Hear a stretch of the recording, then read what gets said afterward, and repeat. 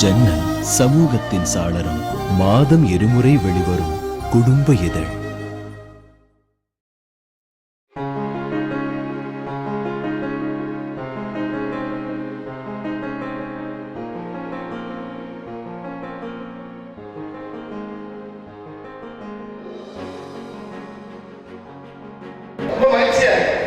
நம்ம நிகழ்ச்சியில் கலந்துக்கிறோங்க.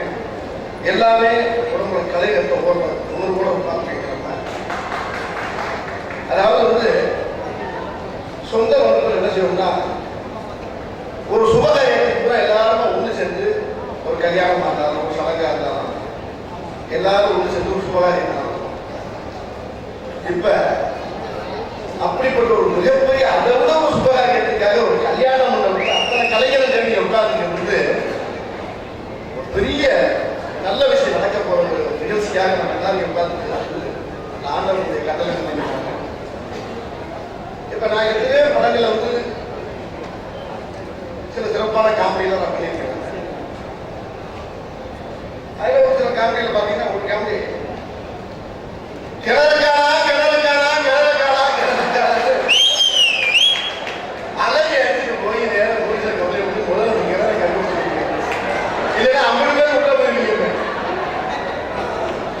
அதே மாதிரி இன்னைக்கு நாட்டுல உண்மையிலே ரொம்ப இடத்துல கிணறு காணாம், ரொம்ப இடத்துல ஊரை காணா, ஊரணியை காணா, ஆளை காணா, மலையை காணா. ஆனா இன்னைக்கு மாபெரும் கலைஞர்கள் புரட்சி தலைவர் சிவாஜி அவர்கள் ஐயா பெரிய பெரிய தாமரெல்லாம் சேர்த்து ஒரு மிகப்பெரிய நம்மளுக்கு சொந்தமான ஒரு வீடு நடிகர் சங்கம். அந்த நடிகர் சங்கத்தையே காணாம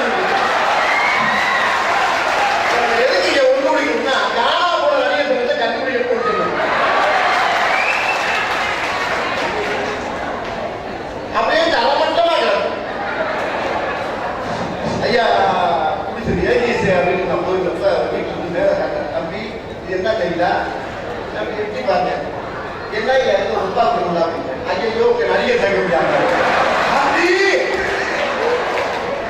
இல்லை இருப்பதானே இருந்தது. இல்லை என்னங்க அதெல்லாம் இடிச்சு கூட அள்ளிட்டு போயிட்டாங்க தம்பி, தெரியாது அவனுக்கு. இதுங்க நான் கிட்ட வரோம் போன சந்து மாதிரி வரணும்னு நினைச்சுக்கிறாங்க அப்படின்னு.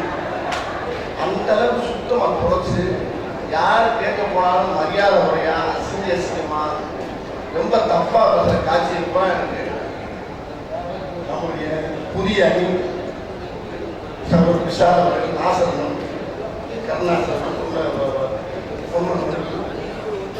ரித்திஷ், இந்த அந்த பாண்டவர்கள் கூட எல்லாத்தையும் போட்டு காட்டுற ரொம்ப அசிங்கமா ரொம்ப கன்றாக கதாது ஒரு மிகப்பெரிய எத்தனையோ சங்கங்களுக்கு இருக்கணுமோ சங்கங்களாம் எதுவுமே கேட்காம இவங்களாம் அந்த இடத்தை பிடிச்சு நாசக்காராக்கி நம்மளுக்கு சுத்தமா இருந்த ஒரு கட்டத்தை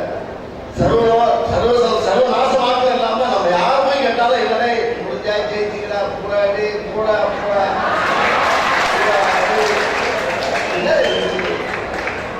நடிகை சங்கமா ரவுடிசமா படத்தை எல்லாம் நான் படத்தை எல்லாம் பண்ணிட்டு வாடாரு போடு எல்லாம் பேசுறேன். அதை வெளியே பேசிட்டு அதை நம்பிடுவாங்க. ஒன்று சேட்டை பண்ண ஆரம்பிச்சா எல்லாருமே சேட்டை பண்ணாங்க. இது அசிங்கம். இதை போய் கேட்க போனவங்க கூட அசிங்கமா கேவலப்படுத்தி நம்ம தகாத முறையில் பேசியிருக்கிறதான் கேள்விப்பட்டு ரொம்ப இந்த தலைவர் சொன்ன மாதிரி, தலைவர் புரட்சித்தில் சொன்ன மாதிரி கேட்கக்கூடாத கேள்வி கேட்ட அசிங்கமா குமரி முத்தனை போய் அவரை போய் சங்கத்தில் தூக்குறது.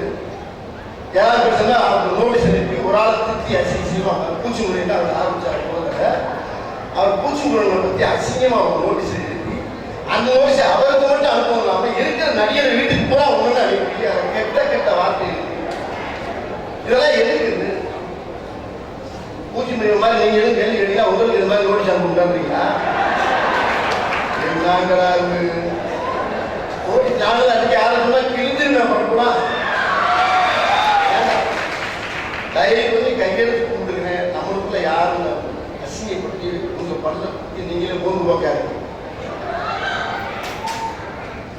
இப்ப என்ன ஜெயிக்க போறது விசால அந்த பார்த்தா ஜெயிக்க போறது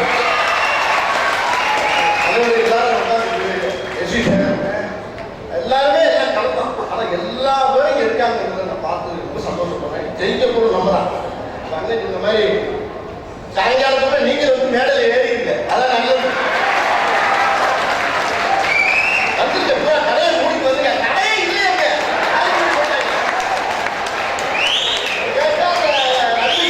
எரிஞ்ச ஒரு வாடகை கொடுத்துட்டு இருக்காங்க. யாருமே கேட்காம என்ன பண்ணிட்டாங்க, மக்கள் போடுறாங்க.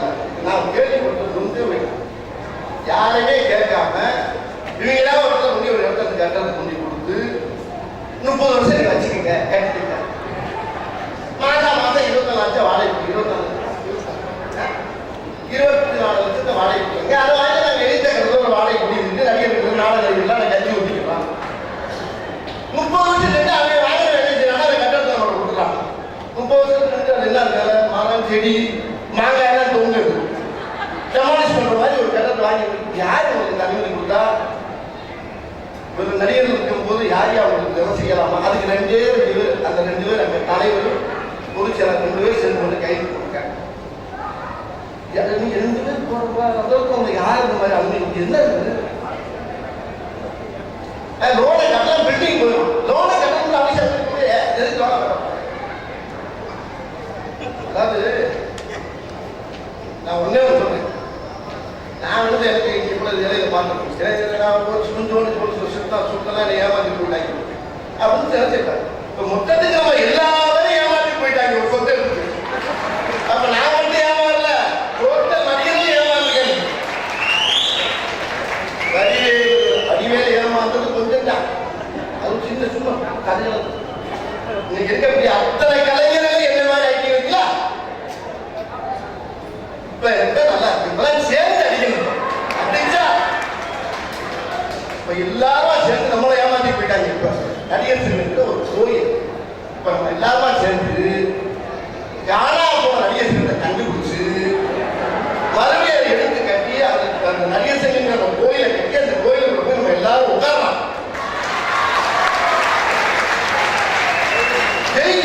உறுதி உட்காரலாம்.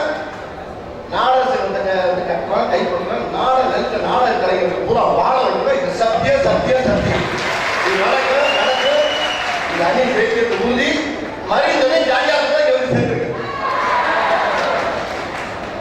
ஜெயிச்சதுக்கு முன்னாலே உங்களுக்கு வந்து எதிரி கிடையாது, நீங்கள் நண்பர் தான். புதுசாக அவங்க கேட்கிறாங்க, அவங்க வந்து மேலே எத்தி நம்ம கீழே உட்காந்து பார்ப்போம். இல்லை நாங்கள் கீழே இறுக்கி தண்ணி ஊற்றினேன் இருக்காங்க. நாளே 4 பேர் சேர்த்துட்டு ஒரு அக்கை போடாது இருக்கு. அதே வீட்டாக 4 குடும்பமா, ஒருத்தர் மந்திரி இருக்கிறாரு, ஒருத்தர் தங்கச்சி இருக்கிறாரு, ஒருத்தர் தகலை இருக்கிறாரு, ஒருத்தர் தகலை இருக்கிறாரு. என்னத்துக்கு கதைய வேணாம் தலைவர் சத்திர தலைவர் சொன்ன மாதிரி வேணாம் வந்துட வேண்டிய விட்டு கொடுக்க இல்லைப்பா. எல்லாருக்கும் நல்ல விஷயம் சொல்றாங்கல்ல, அவங்களுக்கு நம்ம கை கொடுக்கணும்ல. நாங்க உங்களை யாரும் திட்டல, நீங்க அவசரப்பட்டு வார்த்தை விட்டு யாரையும் திட்டி இங்கேயும் மாட்டிக்கிறாங்க வேண்டாம். அதுக்கு மான நஷ்டம் உனக்கு விசாரணை எதுக்கு மான நஷ்டம்? மானதான் நஷ்டமா போய் கிடைக்க எல்லாருக்கும் எதுக்கு மான நஷ்டம்? லாபம் லாபத்துக்கு என்ன வரையும் பார்ப்போம்.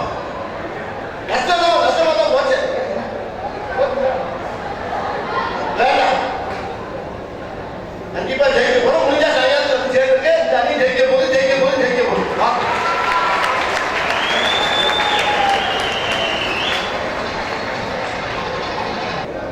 எல்லாருக்கும் வணக்கம். மனசு நிறைவா இருக்குது. இப்பவே ஓட்டு சீட்டு கொடுத்தாங்கன்னா நான் ஓட்டு போட்டு போயிடுவேன். போடாமலேயே வெற்றிதான். ஆனா ஜனநாயக முறைப்படி ஓட்டு போட்டே வெற்றி அடைவோங்கிறதுக்காக நான் சொல்றேன். இங்கேயே கொடுத்தீங்கன்னா அந்த ஓட்டை போட்டுருவேன். ஆனா 18ஆம் தேதி வரைக்கும் என்ன மாதிரி நீங்களும் பொறுத்திருங்க. நாடக நடிகர்களுக்கு ரொம்ப மரியாதை கொடுப்பாங்க அப்படிங்கிறதுல மனப்பூர்வமா முழுப்பூர்வமா நம்பிக்கை வந்ததுக்கு அப்புறம் தான் இந்த 1 மாத காலமாகவும் நானும் இவங்களோட சேர்ந்து இந்த அணியில வேலை செஞ்சுட்டு இருக்கேன். பாண்டவர் அணியில நான் டைரக்டரா வந்தது உண்மை, நடிக்கிறதுக்காக வரல. ஆனாலும் நான் டைரக்டர் ஆனதுக்கு அப்புறம் ஒரு நாடகத்தில் நடிச்சேன். ஏன்னா என்னைக்கு நம்ம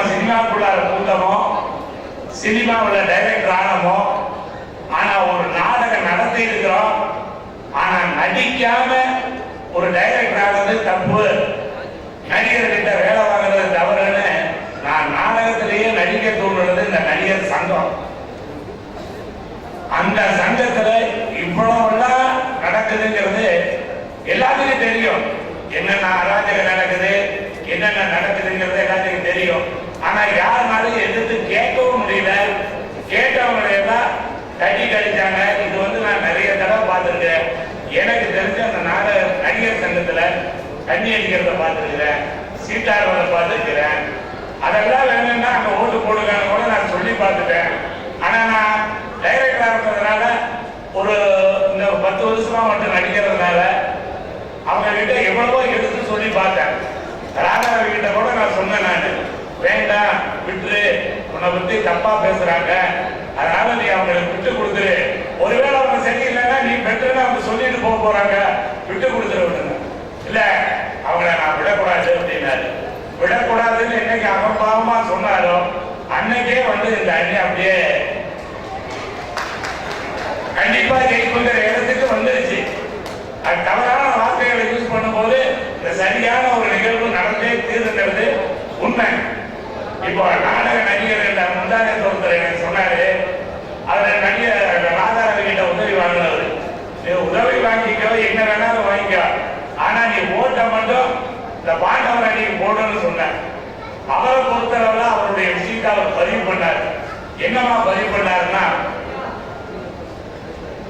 உயர்ந்த மனிதர்ல சிவாஜி கணேசன் எப்படியோ அந்த மாதிரி ராதாரவி ஒரு பெரிய மெஜஸ்டிக்கான ஆளு, விசாரணைங்கிறவர் எங்களுக்கு ரொம்ப சாதாரணம். அவர் சொன்ன விஷயம் நான் அப்படியே சொல்றேன். ஒரு நாடக நடிகர் தான். அவர் ஒட்டுமொத்தத்தில் என்ன சொல்றாருன்னா, சிவாஜி கணேசன் பார்வையிலே பாரு ஒரு பைப்பு வச்சிருப்பாரு, அந்த மாதிரி தான் எங்களுக்கு ராதாரவி. ராதாரவிங்கிறது எங்களுக்கு ஒரு மெஜஸ்டிக்கு, ஒரு கௌரவமான விஷயம். அது வாயில வச்சிருக்கிற பைப்பு மாதிரி, விசால் கார்ல இருக்கிற செருப்பு மாதிரினாரு. நான் அவர்கிட்ட சொன்னேன், நீங்க சொல்றது உண்மை. ராதாரவி ஒரு வாயில இருக்கிற பைப்பு மாதிரி, விசால் கார்ல இருக்கிற செருப்பு மாதிரி. ஆனா வாயில இருக்கிற பைப்பு உங்களை அழிச்சிட்டு இருக்கு, கார்ல இருக்கிற செருப்பு உங்களுக்காக அழிச்சிட்டு இருக்கு. ஆனா முதல்ல நீங்க தெரிஞ்சுக்கிட்டாங்க, கண்டிப்பா உங்களுக்கு தாங்க ஓட்டுன்றாரு. அது மட்டும் இல்லைங்க, நான் ஒரு விவசாய குடும்பத்திலிருந்து பிறந்தவன். இதுவரைக்கும் ராதாரவி எதிர்த்து 30 வருஷமா யாரும் வரல. துணிவு இல்லாம சில பேரு, எதுக்குடா இவங்க எல்லாம் எதிர்த்து பல பேரு வேண்டாம் வேண்டாம் வேண்டாம் வேண்டாம் இருந்தாங்க. நான் ஒரு விவசாய குடும்பத்துல பிறந்தவன். அதனால சொல்றேன், எல்லா கிழங்குமே கருணக்கிழங்கு இருக்கு, சேனக்கிழங்கு இருக்கு, என்னென்ன கிழங்கு இருக்கு, சக்கரவள்ளி கிழங்கு, மரவள்ளி கிழங்கு, இப்படி எல்லா கிழங்கும் இருக்கு. எல்லா கிழங்குமே பூமிக்கு அடியில தான் விளையும். விளைஞ்சதுக்கு அப்புறம் பூமியை தோண்டிதான் இந்த கிழங்கு எல்லாம் எடுப்போம். ஆனா சக்கரவள்ளி கிழங்கு மட்டும் பூமியை உடைச்சுக்கிட்டு வெளியே வரும். அந்த சக்தி சக்கரவள்ளி கிழங்குக்கு இருக்குது. அதுக்கு அடுத்தது பாண்டவர்கள் எண்ணத்துக்கு இருக்குது. அதனால அதை கழிச்சு வணக்கம். எல்லோருக்கும் வணக்கம்.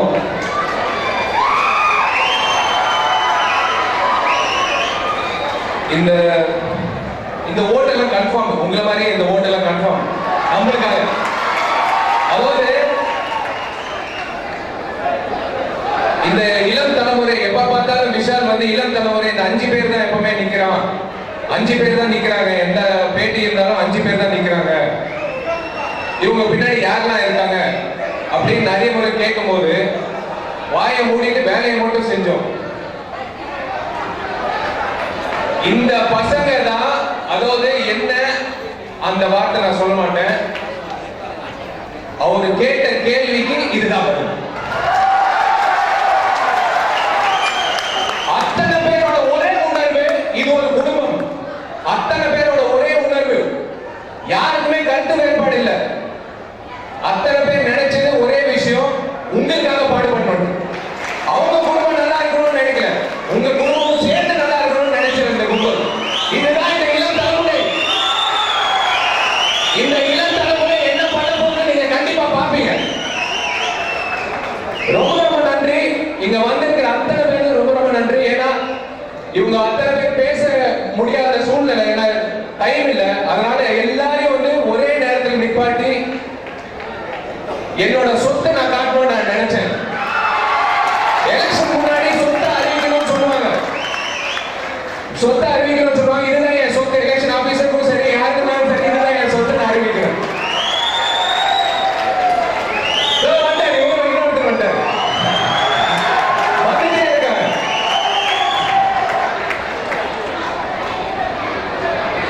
எல்லாருக்கும் வணக்கம். எல்லாரும் ஒரு விஷயத்த ரொம்ப குறிப்பா சொன்னாங்க, இளைஞர்கள் வந்துட்டாங்கன்னு. ஆனா இளைஞர்கள் வரணும்னா அதுக்கு முக்கியமான சப்போர்ட் பெரியவர்கள் எங்க பின்னாடி இருக்காங்க. அது ஒண்ணுதான். நாங்க பெரியவர்களை எதிர்த்து வரல, பெரியவர்களோட சப்போர்ட்டோட வந்திருக்கோம். அதான் உண்மை. விஷால் சொன்னாரு என் சொத்துன்னு. இது சொத்து கிடையாது, சொந்தம். எப்பவுமே அவங்க கூடயே இருக்கிற சொந்தம். 2013 ஒரு சின்ன கேள்வியா ஆரம்பிச்ச ஒரு விஷயம் ஒரு இந்த அளவுக்கு ஒரு எலெக்ஷன் அளவுக்கு வரும்னு நாங்க எதிர்பார்க்கல. நாங்க வந்து அது வேணும்னு நினைக்கல. நாங்க அது அப்படி ஆயிடுச்சு. ஒரு நியாயமான விஷயத்த கேட்கணும்னு நினைச்சு வந்தோம். அது வந்து வேற ஒரு ரூபத்தை கொடுத்துச்சு. இது அதுவாக நடந்த ஒரு விஷயம். நான் ஒன்றும் இல்லை, நான் போய் கேட்டோம் கேள்வியை, என்னப்பா இப்படிலாம் பண்ணுறீங்க அப்படின்னு கேட்டாங்க. நான் ஒன்றே ஒன்று தான் கேட்டேன், உங்கள் நண்பருக்கு ஏதாவது ஒன்றா நீங்கள் போய் கேட்க மாட்டீங்களா சார்? என் நண்பருக்கு ஏதாவது பிரச்சனைனா நான் வருவேன் சார் அப்படின்னு ஆரம்பிச்சது. எல்லாரும் வந்தோம். ஸோ இது நண்பர்களுக்காக ஆரம்பித்தது, நடிகர்களுக்காக ஆரம்பித்தது. நம்மளுடைய ரைட்ஸ் மேலே நமக்கு உரிமை இருக்கு, அந்த ஒரு விஷயத்தால தான் ஆரம்பித்தது. கண்டிப்பாக இந்த அணி வெற்றி பெற்றே தீரும். அனைத்து பரவர்களுக்கும், மேடைக்கு முன்னால் உட்கார்ந்திருக்க அனைத்து பரவர்களுக்கும் எல்லாருக்கும் என்னுடைய பணிவான வணக்கத்தை தெரிவிச்சிருந்தேன். மாணவர்களுக்கு வாழ்த்துக்களையும் முதலே அட்வான்ஸா தெரிவிச்சிருந்தேன். நான் இங்க பேசணும்னு வரல, வேடிக்கை பார்க்கணும்னு தான் வந்தேன். என்ன சொல்றாங்க, இந்த இளைஞர்களுக்கு எல்லாம் என்ன பேச போகுது, என்ன அதெல்லாம் தெரிஞ்சுட்டு போகலாம் அப்படின்னு தான் வந்தேன். சில விஷயங்கள் என்ன நடக்குதோ நடக்கிறதுக்கு முன்னால ஊகிக்க முடியும், இப்படிதான் நடக்க போகுது அப்படின்னு சொல்லிட்டு. என்கிட்ட கார்த்திக், விஷால் இதெல்லாம் பேசும்போது அப்பவே அவங்களுக்கு இதுதான் நடக்க போகுது அப்படிங்கிறதுனால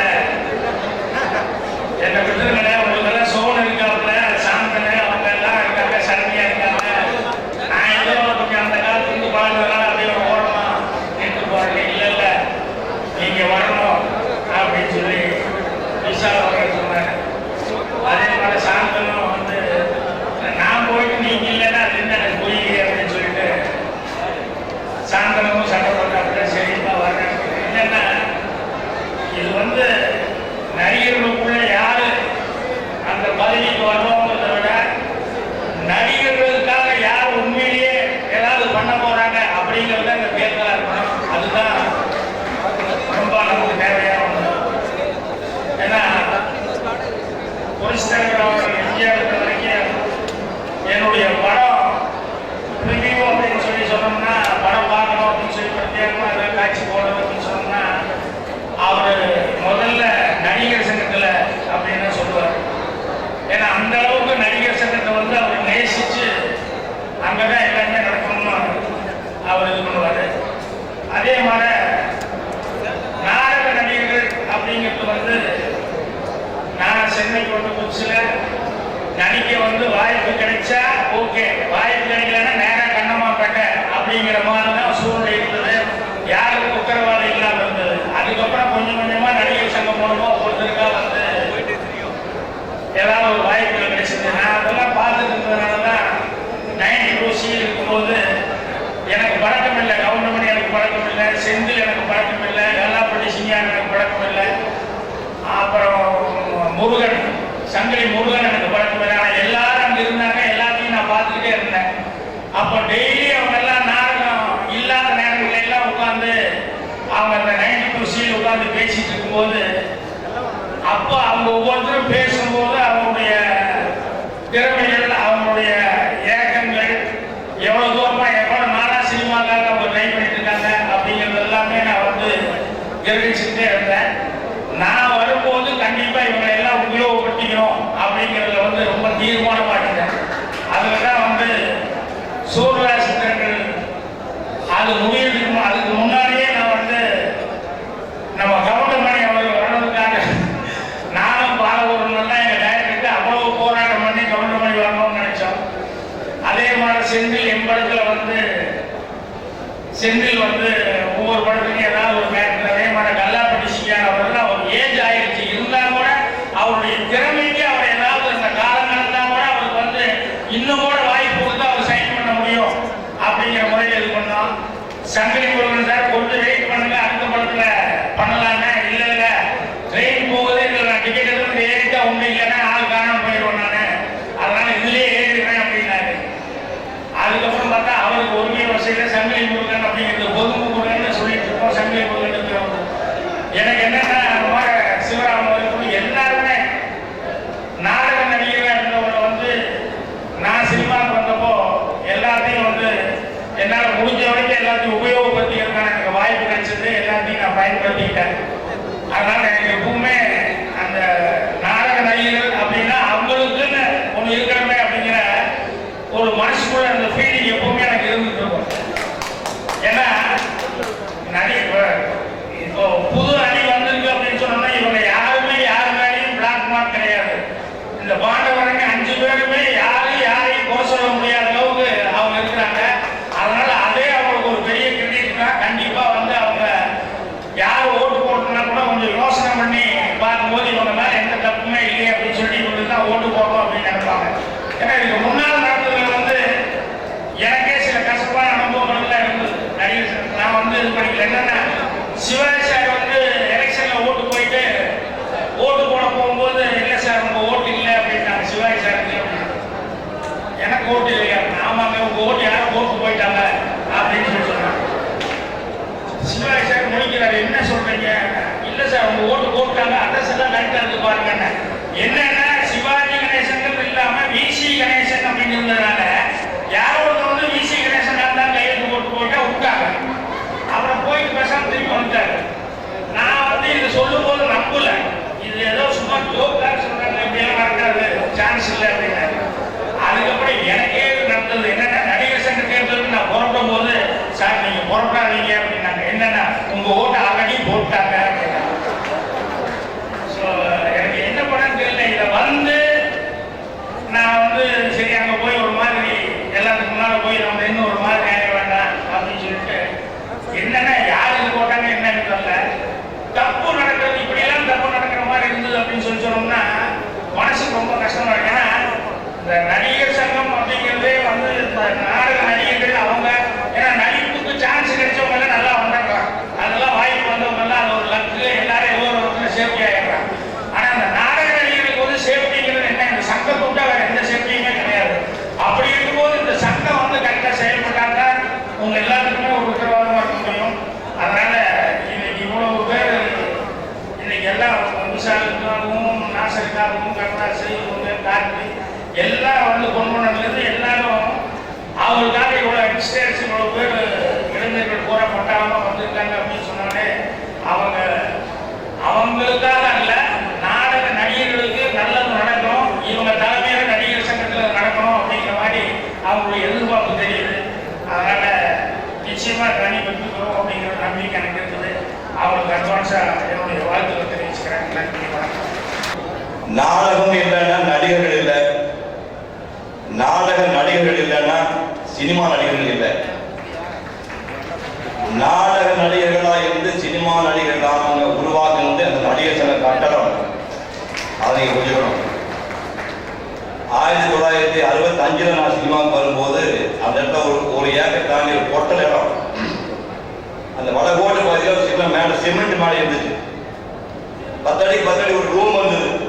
ரூமுக்குள்ள ஒரு டேபிள் இருக்கும், ஒரு அக்கௌண்ட் புக் இருக்கும், கலைவான என்எஸ்கே படம் ஒன்று அங்கே வரைஞ்சி வச்சிருக்கும். இதுதான் நடிகர் சங்கத்துடைய அடையாளம். 1965 வெளியில ஒரு மண் பானை இருக்கும், மேல பிரைட் ரவுண்ட் இருக்கும், ஒரு சாதாரண அலுமினியம் டம்ளர் இருக்கும். திறந்தவெளி மைதானத்தில் நாகேஷ், கோபாலகிருஷ்ணன், முத்துராம, நம்பியார் போனவங்களா வாலிபால் ஆடுவாங்க, கிரிக்கெட் ஆடுவாங்க. இதுதான் 1965 துவக்கத்தில் நடிகர் சங்க இடம். அந்த இடத்துல கலை நிகழ்ச்சி நடத்தி இந்த நடிகர் சங்க சுவாமி சங்கர்தாஸ் அந்த கலையை உருவாக்கியவர்கள் நாடகத்திலிருந்து சினிமாவுக்கு வந்த நடிகர்கள். நீ புரிஞ்சுக்கணும் யாராரு. சிவாஜி அவர்கள் வந்து களம் கண்ட காஞ்சின்னு போட்டார், மனோகர் வந்து காடை முதிரைன்னு போட்டார், சேவா ஸ்டேஜில் வந்து பாஞ்சாலி சபதம் போட்டாங்க, பாலச்சந்தர் நீர்க்குமிழி போட்டாரு, அப்பாவின் ஆசை டிகேஎஸ் போட்டாரு. இப்படி இத்தனை தங்கவேல் நாடகம் போட்டாங்க. முதல் நாள் வந்து கேவி மகாதாவி இசைக்குழு, கடைசி நாள் எம்எஸ்சி இசைக்குழு. இப்படி அத்தனை நாடக கலைஞர்களும் சினிமாவுக்கு சேர்ந்து அவங்க உருவாக்குனதுதான் இந்த நடிகர் சங்க கட்டடம். நீங்க புரிஞ்சுக்கணும். சிவாஜி அவர்களை பத்தி என்னுடைய வயசுல பல பேர் தெரிஞ்சிருக்கும். திண்டுக்கல் பக்கத்துல ஒரு வாரம் நாடகம் இல்லை, ஒரே ஒரு வேளை சாப்பிடா முடிவு பண்ணி ஒரு பெரிய வாழை கூட்டாஞ்சோறு பண்ணாங்க, சாம்பார் சாதம் மாதிரி ரெடி பண்ணாங்க. எல்லாம் வெளியே வச்சு எரிச்சு கடைசியில் பார்த்தா சாதம் கொஞ்சம் வேகலை, கொஞ்சம் வேகாத பக்கல, கொஞ்சம் 2 லிட்டர் தண்ணி ஊற்றி 10 நிமிஷம் வேக வச்சா சரியா போகணும். வேகமாக தண்ணி ஊற்றுறாங்க. ஊற்றுறது கெரோசின். இந்த கெரோசின் வச்சு அந்த இரவும் சிவாஜி உட்பட அத்தனை பேர் சாப்பிடாம பட்டிருக்கிறார்கள். அந்த சிவாஜி தான் கந்தன் கைப்பற்றவே வீரபாகவன் அளித்தார். இங்க வந்திருக்கார் அசோகன் சார் பையன் வந்திருக்கான்.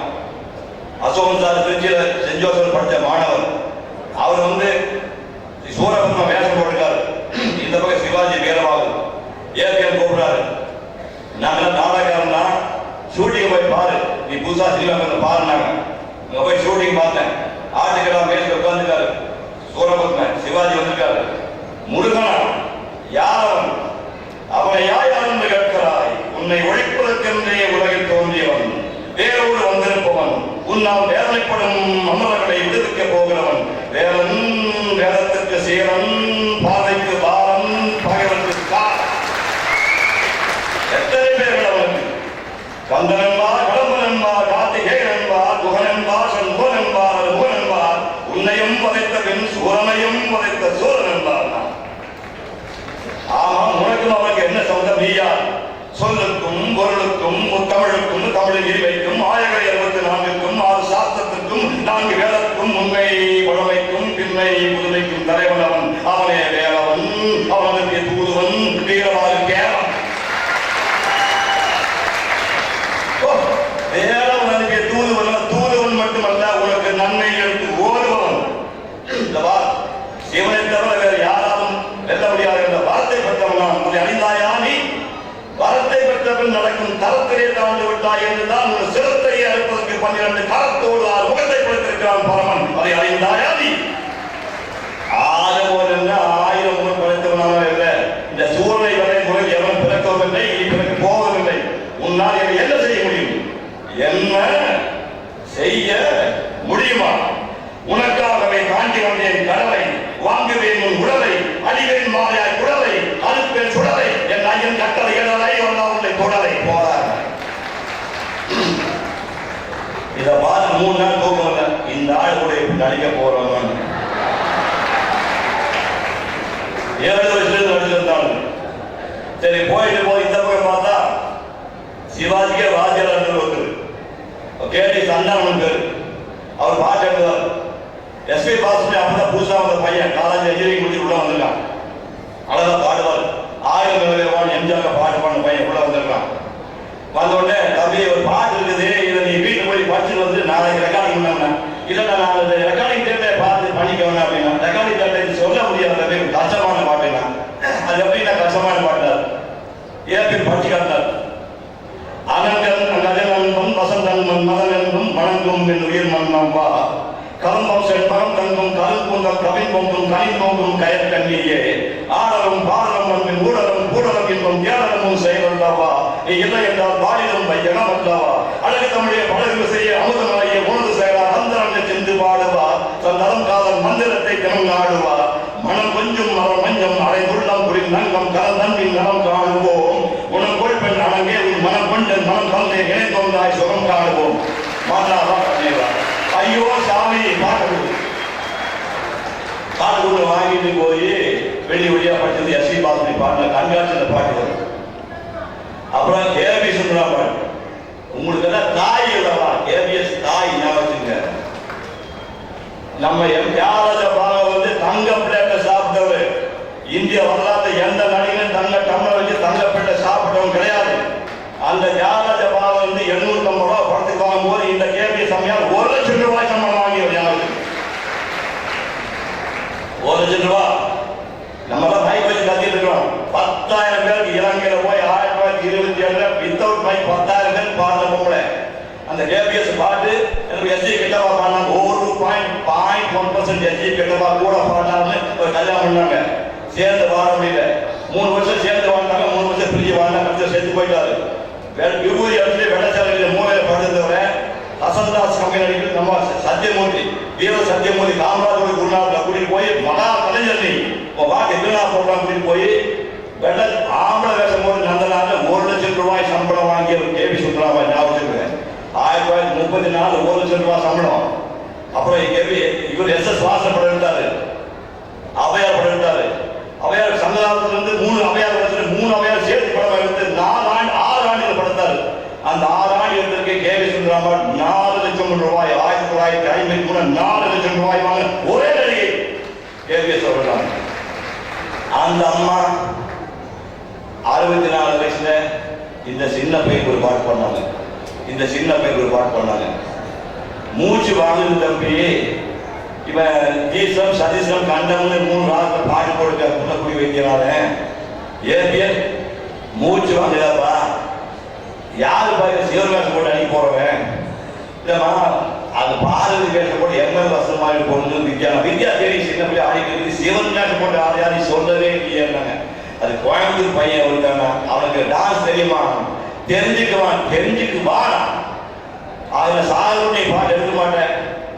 கூப்பிட்டு ஏற்கனவே கூப்பிட்டு அம்மா சந்தேகப்படுறாங்க, நீ என்ன பண்ணுங்க தெரியாது. 15 நாள் இல்லை 20 நாள் நீங்க ஒத்திகை பார்த்து வித்யாவோட படமாக ஏற்பாடுன்னு சொல்லி அமெரிக்கா ஷூட்டிங் சொல்லி இங்க யோகசி கல்யாணத்துல காலையில 6 மணிக்கு 9 மணிக்கு போயிட்டாங்க. 6 வரைக்கும் 15 நாள் ரிஹர்சல் பார்த்தேன். அப்படி பாடி 6 நாள் கேபி சுந்தராமன் அவர்கள் எனக்காக 64 பாடின பாட்டு கண்ணதாசன் பாட்டு. தகதக ஆடவா சிவ சக்தி சக்தி சக்தியோடு ஆடவா ஆலகாரனே ஆலங்காட்டினில் நாடிடும் நாயகனே நீலகண்டனே வேதநாயகா நீதியில் காவலனே கால வகைகளோடு மேல துஞ்சுகள் முறைகிட ஓர்கனமே காலை தூக்கிய ஆனந்த தாண்டவம் ஆடித மன்னவனே முத்துக்குடி சக்தி குலமகள் வித்துக்கொரு வெள்ளம் துணையன பக்திக்குடி படலும் நெஞ்சின் விளையாட தித்திப்பது ஏழையோடு மேல பத்துத்தரும் பரமன் முனையன சுத்தத்தூர் மனிதர் குலமும் இசைப்பாட கத்துத்தரும் ஒரு வகை அறிவில் முற்றும் தெரிவது போல் மனிதர்கள் வெற்று புகழ் வெல்வார் அவர்கள் உறவாட தெற்கு பல திமிதி விட்டுமையான தக்கத்துறை தகவல் இன்னைக்கும் 7 பிறப்பிக்கும் பக்காகி எதிரோடு அமையாதவா இயல்சே நாடகம் முத்தமிழ் நம்மிலே இயங்கிய நலமானவா அம்மைக்கும் நாயக அப்பனை ஐயனை அரசனை நலமானவா ஆடுகிற காவலையில் காடுபடி யாகவனை அம்மையுடன் நீயானவா சிரிப்புக்குள் நெருப்புண்டு வளர்ச் செய்த நீ நெருப்புக்குள் நீர் வந்து வளர்ச் செய்த நீ கருப்பைக்குள் இருப்புக்குள் நீர் வந்த நீ கருப்புக்கு உலகம் கடனானவா உலகத்து நீதியே சமயத்து பொருளே இதயத்து அறிவே இருளுக்குள்ளி ஆனவா நடமானவா. 1972 கேபிஎஸ் எனக்காக பாடின பாட்டு. இந்த நாடக கலைஞர்களெல்லாம் சேர்ந்து உருவாக்கிய இடம் நடிகர் சங்கம். அந்த கட்டடம் காணாமல் போய்விட்டது. அதை கண்டுபிடிக்க நண்பர்களே. நன்றி, வணக்கம். 2013 மிக வீரியத்தோடு அல்ல, மிக யதார்த்தமாக ஆரம்பிக்கப்பட்ட இந்த இயக்கம் இது என்றும் ஒரு இயக்கமாகத்தான் இருக்கும். 2013 மிக எளிமையாக இந்த கட்டிடத்திற்கு எல்லாமானது ஏன் இப்படி கிடைக்கிறது, அதன் காரணங்கள் என்ன, அதை நாங்கள் தெரிந்து கொள்ள விரும்புகிறோம். எங்களால் முடிந்தால் அதில் பங்கு பெற விரும்புகிறோம். சட்டச்சிக்கலிலிருந்து மீண்டு அதை நமக்கு நாமே ஏன் கட்டிக்கொள்ளக் கூடாது என்பதுதான் என்னுடைய எளிய கேள்வியாக இருக்கிறது. இதோ இங்கு இவ்வளவு சக்தி கூடியிருக்கிறது. இந்த முழு சக்தி அவர்களுக்கு தாரை வார்த்து கொடுக்க தயாராக இருக்கிறோம். நாங்கள் உங்களோடு சேர்கிறோம், நாங்கள் கட்டித் தருகிறோம், நீங்கள் ரிப்பர் கேட்டீர்கள் என்று திரு சரத்குமார் ராதாரவியர்களின் மண்டியிட்டு கேட்டுக்கொண்டோம். இந்த சக்தியை அவர்கள் புறந்தள்ளினார்கள். அதற்கு அவர்களுக்கு எங்கள் நன்றி.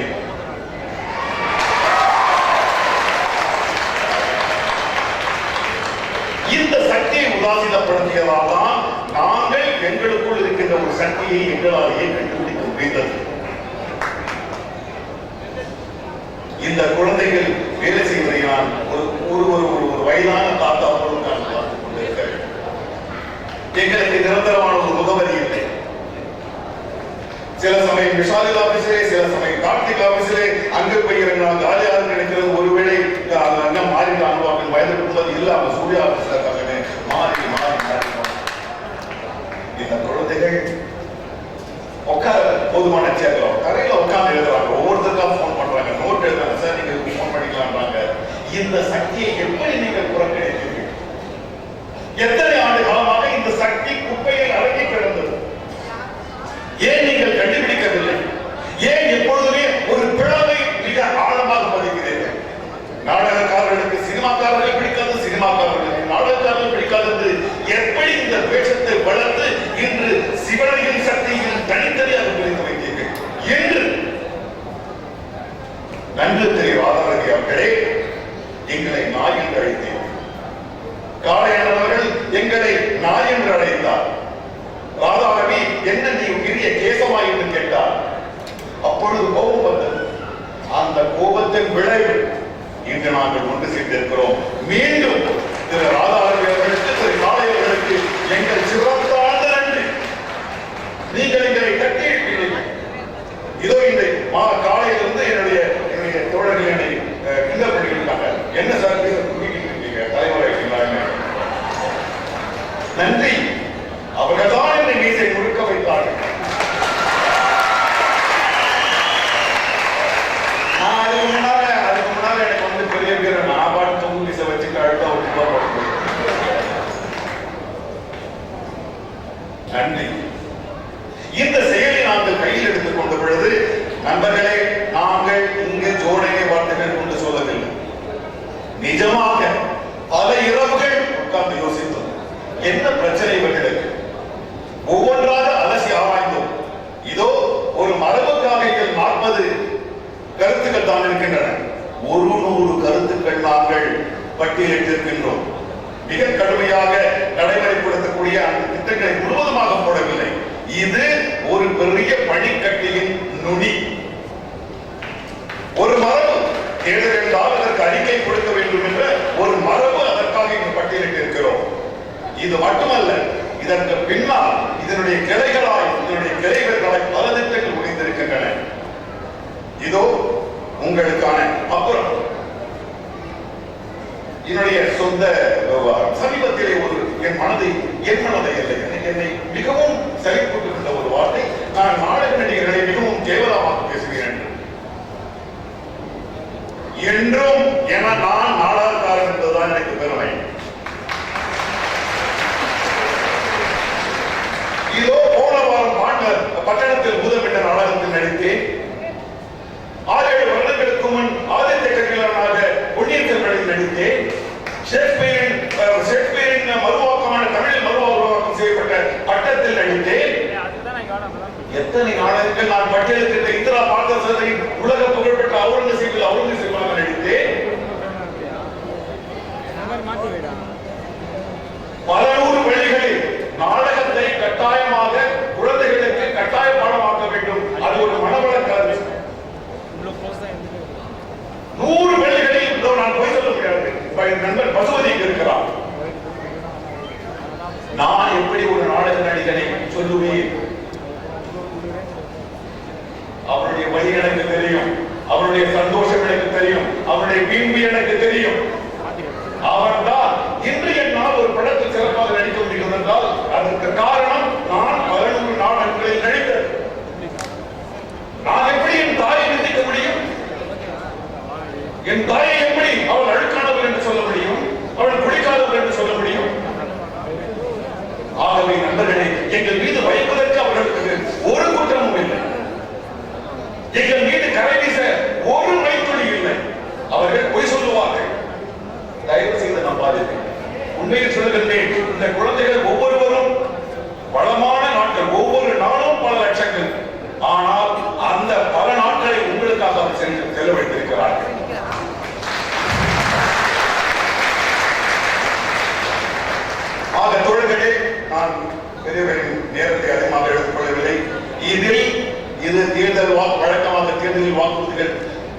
அளிப்பது போல் அல்ல. இதில் சொல்லப்படுகின்ற ஒவ்வொரு விஷயத்தையும் நாங்கள் நடைமுறைப்படுத்த விழைகிறோம், அதற்காக உழைப்போம். அதுக்காக உடனே இந்த மந்திர ஜாபம் பண்ண மாதிரி மந்திர கலைந்த மாதிரி ஒரே நாள் நடக்காது. உங்களுடைய ஒத்துழைப்பு எனக்கு வேண்டும். நாங்கள் எங்கள் கையில் எதிர்பார்ப்பது அதிகாரம் அல்ல, நாங்கள் வேண்டுவது எங்களுக்கான ஒரு பொறுப்பு.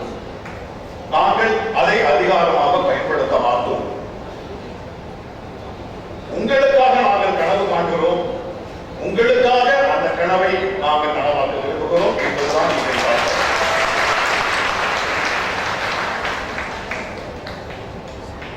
உண்மையை சொல்வோம், உறக்கச் சொல்வோம், உறுதியாக இருக்கும்.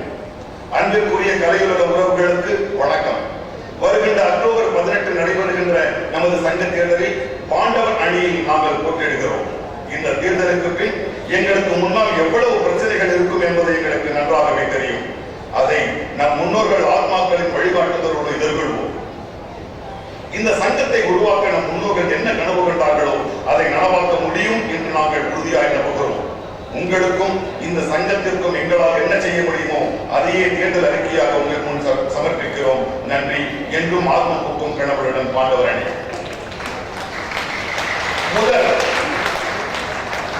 எங்களுடைய முதல் கடமை நீதிமன்றத்தில் சட்ட சிக்கலில் மாற்றிக் கொண்டிருக்கும் சங்க நலத்தை மீட்டெடுப்போம். செயற்குழு பொதுக்குழுவின் ஒப்புதலோடு எஸ்பிஐ அதோடு செய்து கொண்ட ஒப்பந்தத்தை ரத்து செய்து நமது சங்க நலத்தை நமதாக்குவோம். அறக்கட்டளையின் சட்டத்திற்கு புறம்பாக 2 பேர் மட்டுமே கொண்டு செயல்பட்ட அறக்கட்டளையை சட்டப்படி மூத்த கலைஞர்களை கொண்டு 9 பேரை நியமிப்போம்.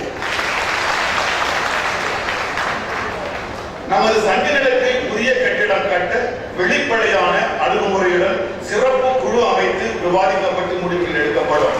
யாராலும் அந்த கணக்கு கேட்கலாம், யார் வேணாலும் அந்த கணக்கு கேட்கலாம். 200 வாங்கணும், எவ்வளவு செலவு பண்ண கேட்கலாம். கட்டப்படும் புதிய கட்டிடம் நமது சங்க உறுப்பினர்களுக்கு பயன்பெறும் வகையில் அரங்கமும் அதே சமயம் வருமானம் தரும் வகையிலும் சிறப்பு குழு அமைத்து திட்டமிடப்படும். கட்டிடம் கட்டுவதற்கும் நலத்திட்ட உதவிகளுக்கும் பொருளாதாரத்தை மேம்படுத்த பாண்டவர் அணி சார்பில் உடனடியாக ஒரு திரைப்படம் எடுத்து நடிகர் சங்கத்திற்கு நன்றியாக வழங்கப்படும்.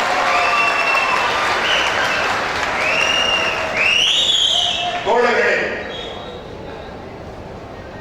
என் பிள்ளை விஷால் 1000 நாடக நடிகர்கள் மத்தியில் கூறுகிறான், நாங்கள் நடித்து தருகிறோம், என்னால் 40 கோடி ரூபாய் புரட்டி தர முடியும், நாம் ஏன் மற்றவர்கள் கையெழுந்த வேண்டுள்ளது? ராதாரவி சொன்னாரு, நாங்க என்ன பிச்சையா கேட்கிறோம்? 40 கோடி ரூபாய்க்கு பிச்சையாக தெரிகிறது. இதுவரை கடந்த நிர்வாகத்தால் செய்யப்பட்ட செலவுகளை மீண்டும் தணிக்கை செய்து தவறுகள் சீர் செய்யப்படும், அதன் மேல் நடவடிக்கை எடுக்கப்படும். நடிகர் சங்கத்தின் உறுப்பினராக கட்டணம் நிர்ணயம் செய்யப்படும். ஏஆர்ஓக்களை, ஏன்னா இதுவரைக்கும் இந்த தகுதி இந்த பிரிவுல உறுப்பினராக எந்த கட்டணம் கிடையாது. இங்க இத்தனை பேர் மெம்பர் ஆயிருக்காங்க, ஒருத்தரும் முறையா உதவி கட்டணம் கட்டினது ஆனாலும் கொண்டு கட்டிட்டாங்க. ஏஆர்ஓக்களை துணைவிதிகளின் கீழ் கொண்டு வந்து அவர்களை அதிகாரப்பூர்வமாக அங்கீகரிக்கப்படுவதோடு அவர்களின் பணி, செயல், பணப்பட்டுவாடா அனைத்தும் முறைப்படுத்தப்படும். இது என்னென்ன மெட்ராஸ் ஆர்டிஸ்ட்லாம் நல்லா தெரியும். திரைத்துறையில் ஏஆர்ஓ மூலம் செல்லும் துணை கலைஞர்களுக்கு படப்பிடிப்பு முடிந்ததும் உடனடியாகவோ அல்லது சங்க வழி சம்பளமாகவோ கொடுக்க ஏற்பாடு தோழர்களே, இந்த சட்டத்தை நாங்கள் இந்த ஒரு வாக்கை நாங்கள் கொண்டு வருவதற்கு காரணம் ஒரு வயதான மூதாட்டி 12 வருட சம்பள வாக்கியை கையில் வைத்திருக்கிறார். 12 வருட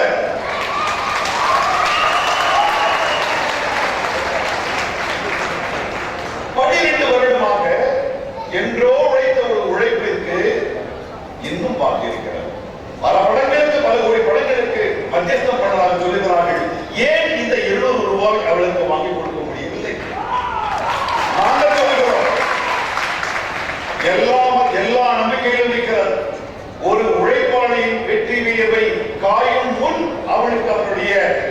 ஒழிய கூலியை கொடுங்கள் என்று சொல்கிறார். 12 வருடங்களாக வியர்வை காயாமல் இருக்கும். அதிகபட்சம் ஒரு மாதத்தில் உங்களுக்கு உங்கள் உழைப்பிற்கான ஊதியம் நாங்கள் தருவோம். முறைப்படுத்தப்படாமல் இருக்கும் உறுப்பினர் பட்டியல்களை புகைப்படத்துடன் முழு விவரம் முறைப்படுத்தப்படும். தோழர்களே, இந்த சங்கத்தில் என்னுடைய சக அங்கத்தினர்கள் யார் என்று தெரிந்து கொள்ள எனக்கு உரிமை கிடையாது. எனக்கு மறுக்கப்பட்டது. தேர்தலுக்கு முன்பாகவே நாங்கள் கேட்போம். என்னுடைய சங்கத்தின் சக உறுப்பினரை தெரிந்து கொள்ள நாங்கள் 22 லட்சம் ரூபாய் வழக்கு மன்றத்தில் செலவு செய்து நீங்கள் எல்லாம் யார், உங்கள் விலாசம் என்ன என்று தெரிந்து கொள்ள வேண்டியதாக இருக்கிறது.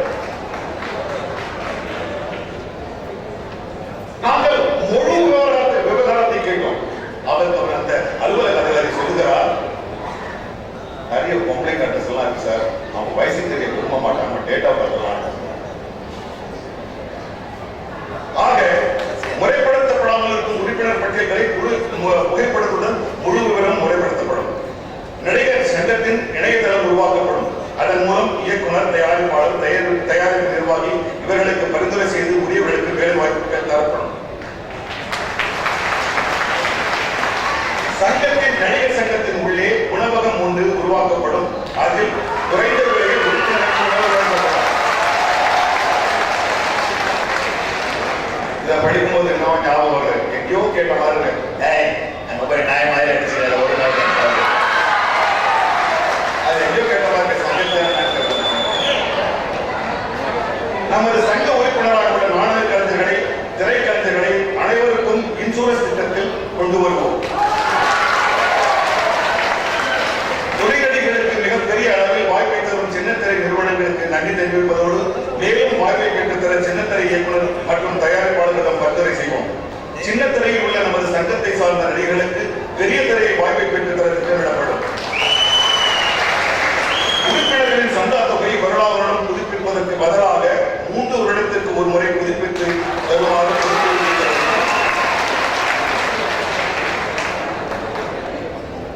என்ன பெரியன்னா, ஒரு மெம்பரு, அந்த மெம்பர் பேரு உலகத்துக்கே தெரியும், உங்களுக்கு ரொம்ப நல்லா தெரியும். அந்த மெம்பர் நான் 10 வருஷ சந்தா தொகையை ஒரே நாள்ல கட்டுறேன். இல்ல தெரியுமா, வருஷம் தான் கட்டணும்ன்றாரு.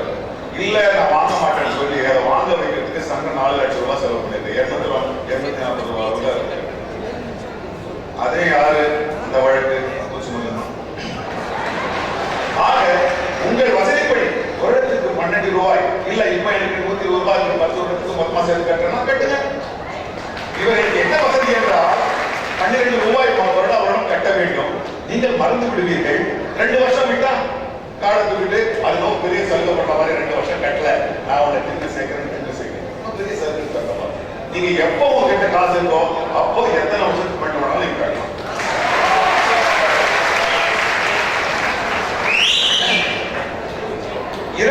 வருடம் தொடர்ந்து சந்தா கட்டிய தொழில்முறை நடிகர்கள் ஆயுட்கால உறுப்பினராக சட்ட விதிகள் திருத்தப்படும்.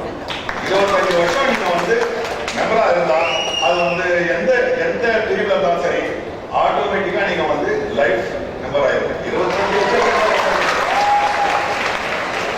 ஈமச்சடங்கு உதவி, திருமண உதவி, கல்வி உதவி போன்றவை உயர்த்தி கொடுக்கப்படும். மூத்த நாடக நடிகர்களுக்கு மாதம் ஓய்வூதியமாக ஒரு குறிப்பிட்ட தொகை வைப்புநிதியாக உள்ள ரூபாயின் மூலம் வருமானத்தில் வழங்கப்படும். ஒவ்வொரு மாவட்டத்திற்கும் குறிப்பிட்ட மருத்துவமனையில் முழு உடல் பரிசோதனை செய்ய உறுப்பினர்களுக்கு ஏற்பாடு செய்கிறார்கள். குடும்பத்தால் கைவிடப்பட்ட மூத்த கலைஞர்களுக்கு சங்கம் சார்பாக அசோசியேஷன் ஓல்டேஜ் ஹோம் ஒன்று உருவாக்கி அதில் தங்க வைத்து தாய் தந்தை போல பராமரிக்க ஏற்பாடு.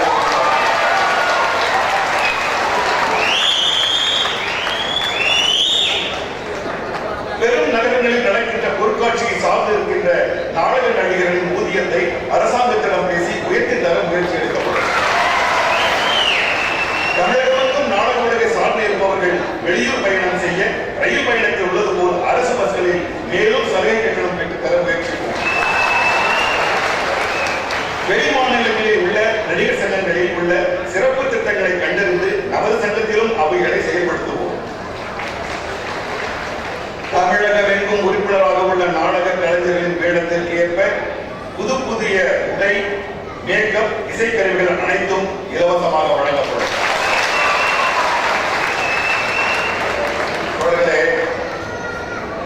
கூத்து, நான் வந்து செங்கல்பட்டுக்காரன், நாடாளோட கூத்துல எனக்கு பயங்கர ஈடுபாடு. அவனுக்கு என்ன ஒரு கலாரீதியான ஒரு உபகரணம் வேணுமோ அதுக்கு பணம் இல்லாம அவன் பிளாஸ்டிக் யூஸ் பண்ணான். ஏன்னா அவனுக்கு அதை வந்து மெயின்டைன் பண்றது ஈஸி. அதுக்காக அப்புறம் அந்த கதாயுதம் வச்சுக்கீங்களா, அது எவ்வளவு அழகான விஷயம். அந்த கதாயுதத்துக்கு டிமோர் போது எவ்வளவு அழகா இருக்கும். பாவம் அவனால மெயின்டைன் பண்ண முடியாது. ரெண்டு எவர் சில்வர் அந்த பாத்திரம் இப்படி வச்சுட்டு ஒரு போல்ட்டு போட்டு ஒரு ஆடு வச்சிருக்கான். இது அழகிற்கு முரணானது. ஆனால் நாங்கள் இதையெல்லாம் கருத்தில் கொண்டு முறையாக அவனுக்கு என்னென்ன வேண்டுமோ அதையெல்லாம் வீட்டுருவாக்கம் செய்து அவர்களுக்கு இலவசமாக கொடுக்கப்படும்.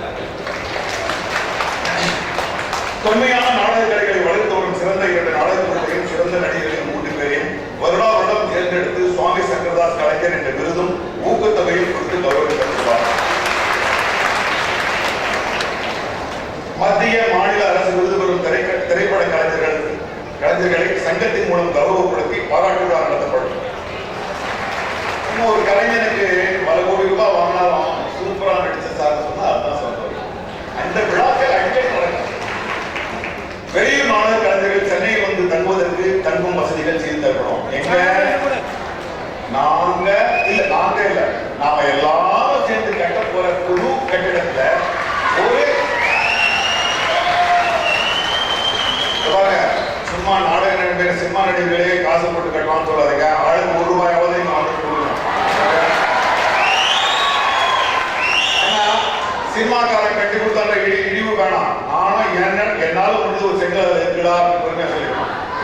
ஒவ்வொரு செங்கல் தருவீங்களா? நாம கட்ட போற அந்த மண்டபத்துல நாம கட்ட போற அந்த கட்டடத்துல வந்து தங்குறதுக்கு ஒரு 25 பேர் தங்குறதுக்கு அடிப்படை வசதி, ஆனால் மிக காற்றோட்டமான ஒரு இது இருக்கும். தோழர்களே, நாங்கள் ஏன் இந்த கட்டிட விஷயத்தை இவ்வளவு தீவிரமாக எடுத்துக்கொண்டோம்? ஏன் அந்த கட்டடத்திலே 25 நாடக நடிகர்கள் தங்க வேண்டும் என்று கனவு காண்கின்றோம் என்றால், இவர்கள் ஒப்பந்தம் போட்ட அந்த ஒப்பந்தத்தில் ஒரு சதுர அடி கூட நம்முடைய தென்னிந்திய கலைஞர் சங்கத்திற்கு இல்லை என்பதால் எங்களுடைய கோபம். ஒரு சதுர அடி. நான் பலமுறை படித்தேன், எப்படி இப்படி ஒரு ஒப்பந்தம் போட முடியும் என்று படித்து பார்க்கிறேன். இன்னொரு என்னுடைய நகரை வைத்துக் கொண்டு திரும்ப படிக்கிறேன், தமிழ் படித்து பார்க்கிறேன். ஒரு சதுர அடி தென்னிந்திய நடிகர் சங்கத்துக்கு அந்த கட்டிடத்தில் கிடையாது. உங்களுக்கு உண்டு 25 பேர் என்றால் 2 குழுக்கள் வந்து தாராளமாக அழகாக தங்கிவிட்டு கீழே உணவளித்து விட்டு நீங்கள் உங்கள் விருப்பத்தை தெரிவித்து செல்லலாம்.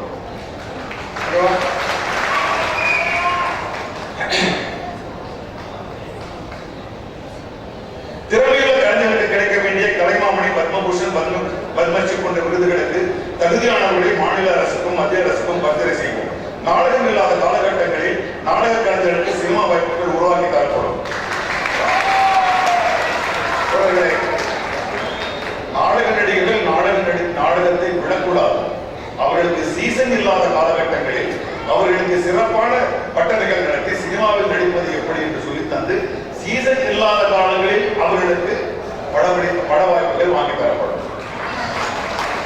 நடிகர் சங்கத்துக்குள் கேமரா, எடிட்டிங், இசை கூர்ப்பு கொண்ட ஒரு திரைப்பட பிரிவு உருவாக்கப்படும். அதில் இளம் நடிகர்களை கொண்டு நாடகம், திரைப்படம் சார்ந்த மூத்த கலைஞர்களை பேட்டி எடுத்து ஆவணப்படம் உருவாக்கப்படும். நமது சங்க நிலத்தை அடமானம் வைக்காமலேயே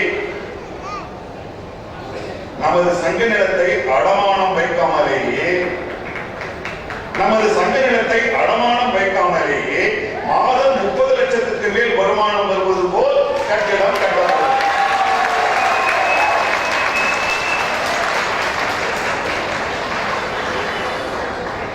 நடிகர் சங்கத்தின் மூலம் சின்னத்திரை தொடர் எடுத்து அதன் மூலம் உறுப்பினர்களுக்கு வேலை வாய்ப்பும் சங்க பொருளாதாரமும் உயர திட்டமிடப்படும். 2 டப்பிங், எடிட்டிங் தியேட்டர் நடிகர் சங்க கட்டிடத்தில் கட்டப்படும். விளம்பர படம் எடுப்பதற்கான ப்ளூமேட் அரங்கம் ஒன்று உருவாக்கப்படும்.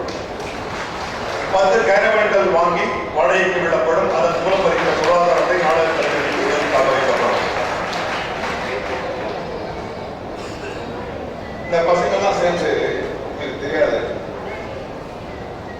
தான் சேர்ந்து வருஷம் கிரிக்கெட் ஆடுறாங்க. அதுல 25 லட்சம் ரூபாய் வருஷத்துக்கு உங்களுக்கு வருது. அது அந்த 25 லட்சம் ரூபாய் வருது, அது எப்படி செலவு பண்ணப்படுதுன்னு எனக்கு தெரியாது. நாங்க எப்படி செலவு பண்ணுவோம்னு எனக்கு தெரியும். சிசிஎல் மூலம் வருகின்ற தொகையை அந்நிறுவனத்திடம் உயர்த்தி கேட்கப்படும். அத்துடன் தனிப்பட்ட முறையில் நட்சத்திர கிரிக்கெட் நடத்தி நிதி திரட்டப்படும். நமது நடிகர் சங்க உறுப்பினர்களின் குழந்தைகள் ஆண்டுதோறும் 10ஆம் வகுப்பு மற்றும் 12ஆம் வகுப்புகளில் அதிக மதிப்பெண்கள் பெறுபவர்களுக்கு ஊக்கத்தொகை வழங்க ஏற்பாடு செய்யப்படும். மேலும் அவர்களின் மேல் படிப்பிற்கான உதவிகளும் நமது சங்கத்தின் மூலம் செய்து தரப்படும். குருதட்சணை என்ற பெயரில் சிறப்பு திட்டம் ஒன்று உருவாக்கப்பட்டுள்ளது. அதனை முதல் பொதுக்குழுவில் என்னவென்று அறிவிப்போம். முதல் கையெழுத்தான் தான் சஸ்பென்ஸ். எல்லாவற்றிற்கும் மேலாக என் தோழர்களே, என்னுடைய தோழிகளே, நலிந்த என்கின்ற ஒரு வார்த்தையை இந்த சங்கத்தில் சேர்ந்த 27 வருடங்களாக கேட்டுக் கொண்டிருக்கிறேன். நடிகர் சங்கத்தின் அகராதியிலிருந்து அந்த வார்த்தை தூக்கி எறியப்படும், கொடுக்கப்படும். 3 ஆண்டு காலத்திலே, நான் சொல்லுகிறேன், 3 ஆண்டு காலத்திலேயே நலிந்த என்ற வார்த்தையை மீண்டும் எங்கள் சங்கத்தின் உறுப்பினர்கள் காதில் விழக்கூடாது. நன்றி, வணக்கம்.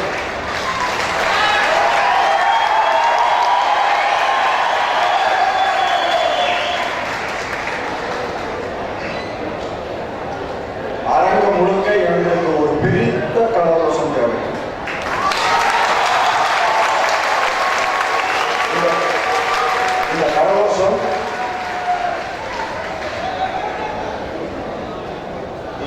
இந்த கலவரம் தேர்தல் அறிவிப்புக்காக அல்ல, அறிக்கைக்காக அல்ல, மேடையில் அமர்ந்து இதுவரை நமக்காக பல கருத்துக்களையும் பொறுமையாக நமக்கு உத்வேகத்தையும் கொடுத்த கலைஞர்களுக்கு அண்ணன் சிவகுமார் அண்ணன் அவர்கள் இப்பொழுது பத்திரிகையாளர்கள் சம்பந்தப்பட்ட ஒரு நிகழ்வுக்கு வெளியூர்லேருந்தும் சரி, சென்னையில் இருக்கிறவங்க சரி, எல்லா நடிகர்களும் சந்திக்கிறதுக்கு, அதாவது எங்கள் அணிக்கு ஆதரவாக இருக்கிற அத்தனை நடிகர்கள் சந்திக்கக்கூடிய ஒரு வாய்ப்பு இன்னைக்கு ராகவேந்திர கல்யாண மண்டபத்தில் வச்சுருக்கோம். இப்போ தான் முடிஞ்சது. இன்னைக்கு தான் நாமினேஷன் ஃபைல் பண்ணோம். I will first announce the office bearers, யாரெல்லாம் நாமினேஷன் ஃபைல் பண்ணியிருக்கோன்ட்டு. எங்கள் அணி சார்பாக தலைவர் பதவிக்கு Nassar sir,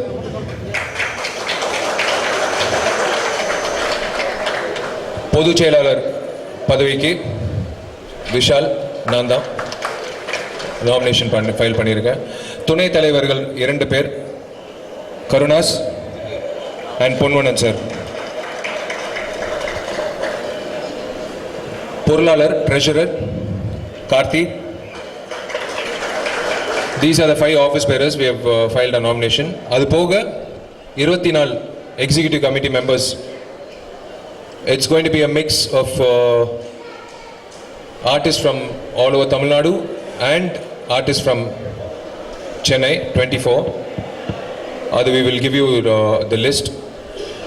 First of all, I'd like to thank everyone. இங்க வந்திருக்கிற அத்தனை பேர் வந்து ஒரு மாற்றம் வேணும் அப்படின்ற ஒரு நம்பிக்கையில், ஒரு உணர்வோடு everyone have come out to support. இது எலெக்ஷன் என்றதுனால சப்போர்ட் கேட்குறதோ இல்லை சப்போர்ட் கொடுக்குறதோ தவறே இல்லை. இதனால வந்து இவங்க வந்து டோட்டலாக டிவைடடாக இருக்காங்க, அங்கிட்டு வந்து வேற செட் ஆஃப் ஆக்டர்ஸ் வந்து இருக்காங்க, அப்படியெல்லாம் இல்லை. எலெக்ஷனில் because it's going to be a democratic election after a long span. we thank the judicial system. திரு பத்மநாபன் அவர்கள் தலைமையில் இந்த எலெக்ஷன் நடக்க போது, ரிட்டையர்ட் ஜட்ஜ். ஒரு கேள்வின்ற வகையில் 3.5 வருஷம் முன்னாடி கட்டிடத்துக்காக ஒரு கேள்வி கேட்டோம், அதுக்கு பதில் வரல. மறுபடி கேட்டோம், ஒவ்வொரு வருஷமும் கேட்டோம். கடைசியில் எலெக்ஷனில் நின்று ஜெயிச்சு தான் அந்த ஒரு நல்ல விஷயத்தை, நல்ல திட்டத்தை நிறைவேற்றணும்னு அடிப்படையில் நாங்கள் இந்த எலெக்ஷனில் நிற்கிறோம். we never expected that we'd be standing in the election 2 years back, but there is nothing wrong. ஒரு நல்ல விஷயத்துக்காக நாங்கள் வந்து போராடிட்டு இருக்கோம். So October 18th we have requested every actor to come and vote. அதுதான் முக்கியம். ஓட்டு வந்து பதிவு பண்ணணும். ஒரு முக்கியமான நாள் அக்டோபர் 18. ஸோ அந்த அடிப்படையில் இப்போ ஒரு கூட்டம் இப்போ முடிஞ்சது. மறுபடி another ரவுண்ட் மதுரை, சேலம், திருச்சி, மன்னார்குடி, காரைக்குடி, புதுக்கோட்டை,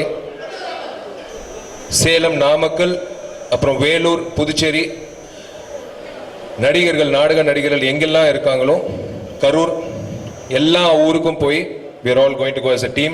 ஒரு பெரிய இந்த முறை வந்து நான் ஃபர்ஸ்ட் நாங்கள் 5 பேர் தான் போனோம். இந்த முறை கிட்டத்தட்ட 35லேருந்து 40 நடிகர்கள் எல்லாரும் சேர்ந்து ஒரு குடும்பமாக போய் we are going to explain to everyone. Yes, இது வந்து it's going to be a very important election. So மீடியாவுக்கு முக்கியமாக we would like to thank you all. அது நாங்கள் சப்போர்ட்னு சொல்கிறதா இல்லை நாங்கள் சொன்ன விஷயத்தை வந்து கரெக்டாக மக்கள்கிட்ட கொண்டு போய் சேர்த்த விஷயமா அப்படின்றது நான் குறிப்பிட்டு நான் சொல்ல மாட்டேன். ஆனால் எங்களுக்கு ஒரு சப்போர்ட்டாக அமைஞ்ச ஒரு துறையாக நாங்கள் வந்து இந்த மீடியா துறையை நாங்கள் நன்றி தெரிவிச்சுக்கிறோம். Because it is not for my family, it is not for anyone, any particular family's problem that we came out. It is for a cause. ஒரு காஸ்க்காக நாங்கள் போராடுறோம். அந்த காஸ் வந்து நாங்கள் எவ்வளோதான் பேசினாலும் பேப்பர்லேயும் சரி, டிவிலையும் சரி, இன்டர்நெட்லேயும் சரி, நாங்கள் சொன்ன விஷயத்தை அப்படியே வரும்போது we reached out to the end member, கன்னியாகுமரியில் இருக்கிற மெம்பர் வரைக்கும் ரீச் அவுட் பண்ணிட்டோம். முறையா வந்து பட்டியல் கேட்கும் போது கொடுத்திருந்தாங்கன்னா உண்மையிலே சொல்றேன் எவ்வளோ காசு வீணா போச்சுன்னா அதாவது எத்தனையோ குழந்தைங்களை படிக்க வச்சிருக்கலாம். instead of going to court and asking the judicial system to intervene and அந்த பட்டியல் கொடுக்கறதோ இல்லை ஞாயிற்றுக்கிழமை அந்த எலெக்ஷன் வைக்கிறதோ இல்லை ஒரு ரிட்டையர்ட் ஜட்ஜ் நியாயமான முறையில் அந்த ரிட்டையர்ட் ஜட்ஜ் வைக்கிறதுக்காகவோ நாங்கள் கேட்ட 3 கோரிக்கைகள் நாங்கள் கோர்ட்டுக்கு போய் தான் அது நிறைவேறிச்சு. But it could have been done in 4 walls. Simple கோரிக்கைகள் தான்.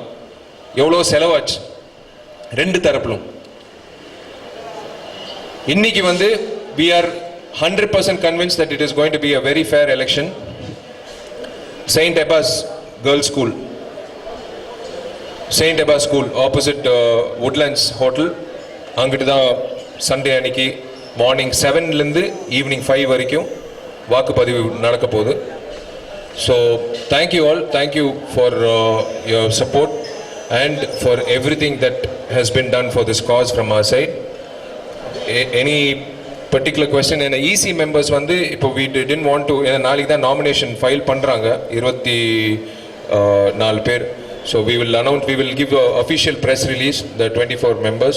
Of course, நிறைய பேர் இங்கிட்டே உட்காந்துருக்காங்க EC members. So I thank again everyone here for being part of it. இன்னைக்கு இந்த பாண்டவர் அணின்றது 5 பேராக கிளம்பின அந்த பஸ்ஸில் வந்து இன்னைக்கு இன்னொரு பஸ் எடுக்க வேண்டிய சூழ்நிலை வந்துருச்சு. ஒரே பஸ்ஸில் அத்தனை பேர் உட்கார முடியாத சூழ்நிலை. ரொம்ப சந்தோஷமாக இருக்குது. கிட்டத்தட்ட 1000-1200 பேர் இன்னைக்கு வந்து இந்த மீட்டிங் வந்திருக்காங்க. நான் 2 விஷயம் நான் சொல்லிடுறேன். திரும்ப இந்த குற்றச்சாட்டுகள் வந்தாலும் நாங்கள் எங்கள் சார்பாக நாங்கள் ஒரு விஷயம் சொல்கிறோம். 1, யாருக்கும் சரக்குக்கோ பிரியாணிக்கோ இல்லை காசு கொடுத்தோ நாங்கள் ஓட்டு கேட்கல.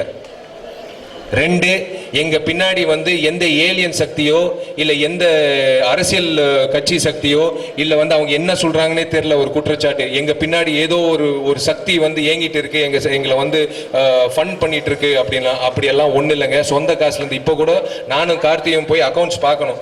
ஏன்னா அவன் பொருளாளர் என்னை சாவடிச்சிருவான் இப்போ. ஏன்னா அவ்வளோ செலவாயிருக்கு இப்போ அவங்க கிட்ட நானும் இவனும் கார்த்தியும் வந்து உட்காந்து இப்போ கணக்கெல்லாம் பார்க்குறோம். சத்தியமாக நாங்கள் வந்து எங்கேயுமே இதுக்கெல்லாம் பேங்க் லோனும் கொடுக்க மாட்டாங்க, உங்களுக்கே தெரியும்.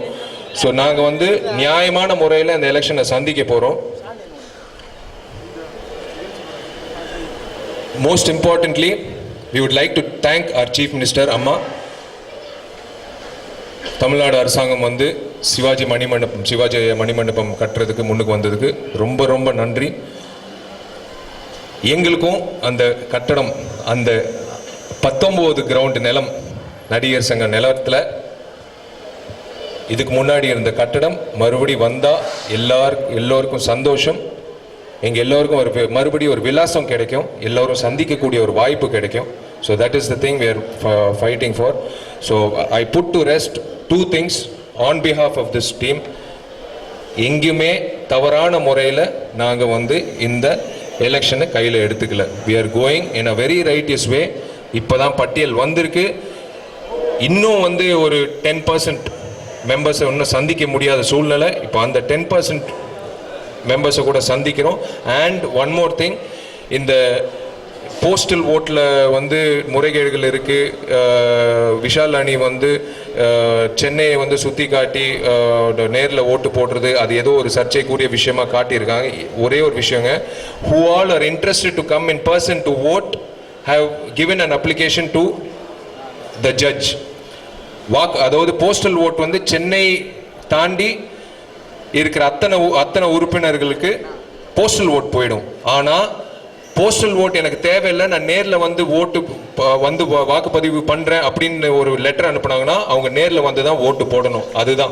அதுக்கு தான் வந்து நாங்கள் முயற்சி பண்ணோம். ஏன்னா ஒரு நல்ல ஒரு இத்தனை வருஷம் கழிச்சு ஒரு எலெக்ஷன் நடக்கும்போது we wanted everyone to participate. அதுதான் இந்த 2 குற்றச்சாட்டு I just wanted to convey to you. இனி வேற ஏதோ கேள்விகள் கேட்கணும்னா இந்த அன்னைக்கு ப்ளீஸ் டூ. சார் யாரு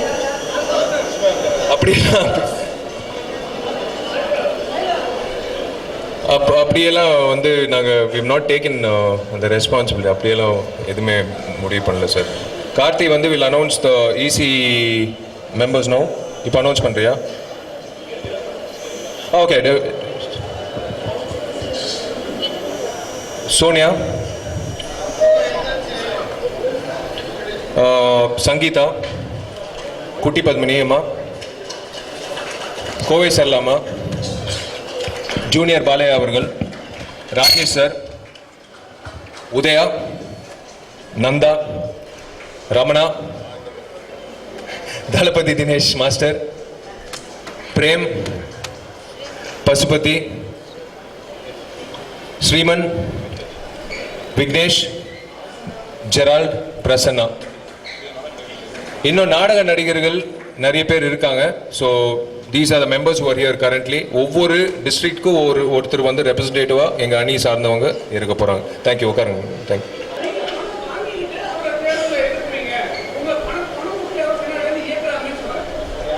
யாருன்னு சொல்லுங்க, காசே வர மாட்டேங்குது. நான் கை காசு போட்டு செலவு பண்ணிட்டு இருக்கேன். யாராவது காசு அந்த ஃபைனான்சர் விலாசம் கூட சொன்னார்னா ராதாரவி என்ன, நாங்கள் இப்பவே போயிடுவோம் இந்த ஃபங்க்ஷன் முடிச்சுட்டு. 5 கோடியா? அதான் சுந்தராமன் சார் இப்போ வெளிப்படையா சொல்லிட்டார். ஏன்னா உங்க எல்லாருக்கும் தெரியும், அவரு ஃபர்ஸ்ட் வந்து தமிழக அரசியல் பத்திரிகை எடிட்டர் அவரு அண்ட் ஃபவுண்டர்ல. ஸோ அவர் வந்து ஓப்பனாகவே டிக்ளேர் பண்ணிட்டாரு. ஸோ அது இப்போ ஃபைனான்சியர் கிட்ட காசு வாங்கி படம் எடுத்துன்னு இருக்கேன், அது நான் ஓப்பனாக சொல்லிடுறேன் ப்ரொடக்ஷனில். ஆனால் ஃபைனான்சியர் கிட்ட வாங்கி எலெக்ஷனில் வந்து செயல்படணுன்ற அளவுக்கு யாராவது அந்த மாதிரி லோன் கொடுக்குறாங்கன்னா எனக்கு விலாசம் சொல்லுங்கள். கண்டிப்பாக நானும் கார்த்தி போய் நிற்போம்.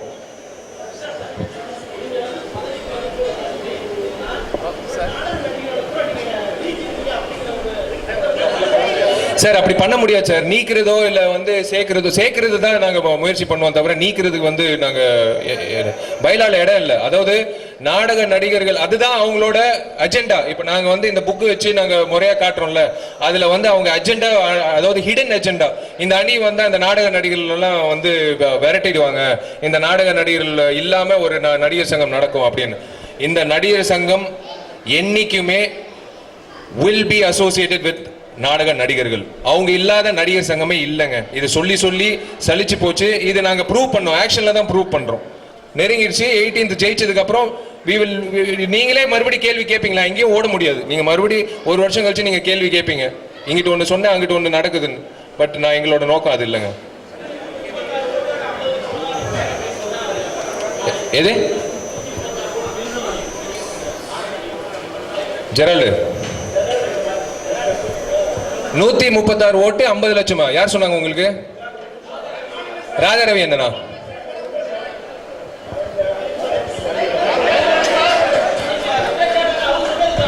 அது புரியுது. மறைந்த திரைப்பட நடிகர் அலெக்ஸ் அவர்கள் திருச்சி மாநகரத்தில் மிகப்பெரிய அளவில் நாடக நடிகர்களை வளர்த்தி எடுத்த ஒரு கலைஞர். அவர்களுடைய குடும்பத்தைச் சேர்ந்தவர் தான் திரைப்பட நடிகன் ஜெரால்ட். டே 1ல நாங்க இந்த தேர்தலில் நிக்கிறோம்னு சொன்னப்போ உடனடியாக ஜெரால்ட், இந்த முறை இந்த இடத்தில் நேர்மை இருக்கு சார், நாங்க வர்றோம்னு அனௌன்ஸ் பண்ணி முழுக்க திருச்சி நாடக நடிகர்களை அங்க இருந்து அவர் செயல்படுத்தினது ஜெரால்ட் அவர்கள். இப்போ அவர் உங்கள்கிட்ட பேசுவார். திருச்சி நாடக நடிகர்கள் வந்து அதாவது தொழில்முறை கலைஞர்களாக இருந்த திருச்சி நாடக நடிகர்களை வந்து எந்த நாடகத்துக்குமே நடிக்க விடாமல் வந்து நலிந்த நாடக நடிகர்கள் வந்து திருச்சியில் மட்டும்தாங்க இருக்காங்க. காரணம் வந்து அவங்க இவ்வளோ நாள் அப்படி தான் வச்சுருந்தாங்க, எங்கேயுமே அனுப்பாமல் அப்படி தான் வச்சுருந்தாங்க. இப்போ நாங்கள் வந்து எங்களால் முடியும், நான் அண்ணன் விஷால் அண்ணனோட தலைமையில் நான் வந்து செயல்படுவேன்னு சொன்ன அடுத்த செகண்ட் வந்து 124 பேரில் 85 பேர் உடனே வந்தாங்க. ஒரே நாளில் எங்கிட்ட வந்தாங்க. வந்து நான் கடைசி வரைக்கும் நான் உங்கள் கூட தான் இருக்கணும், எங்களுக்கு எல்லா விஷயமும் நீங்கள் பண்ணி கொடுங்கன்னு சொன்னாங்க. அந்த சொன்ன ஒரே காரணத்தால் தான் இன்றைக்கி வந்து எல்லாம் இப்போ அண்ணன் சொன்ன மாதிரி எல்லாம் அவங்கவுங்க சொந்த காசை செலவு பண்ணி தான் இன்றைக்கி எல்லா வேலையும் பண்ணிகிட்டு இருக்கிற முடியும். யாரும் எங்களுக்கு எந்த காசும் கொடுக்கல, ஓட்டுக்கும் பணம் கொடுக்கணும்னு எங்களுக்கு தேவையும் இல்லை. அவங்க வேணா கொடுக்குறாங்கன்னு சொல்லி 10,000 ரூபா கொடுக்குறேன், 5,000 ரூபா கொடுக்குறேன், அந்த டீமில் இருக்கிறவங்களாம் சும்மா சொல்லிட்டு இருக்கிறாங்க. ஆனால் கொடுக்க முடியாது, கொடுத்து வாங்கவும் முடியாது. ஏன்னா என்ன, அவங்க தோக்க போகிற டீம் எப்படி ஓட்டுக்கு பணம் கொடுக்க முடியும்? அதனால நாங்களும் கொடுக்கல, அவங்களும் கொடுக்க முடியாது, ஓட்டுக்கு பணம் கொடுக்கல.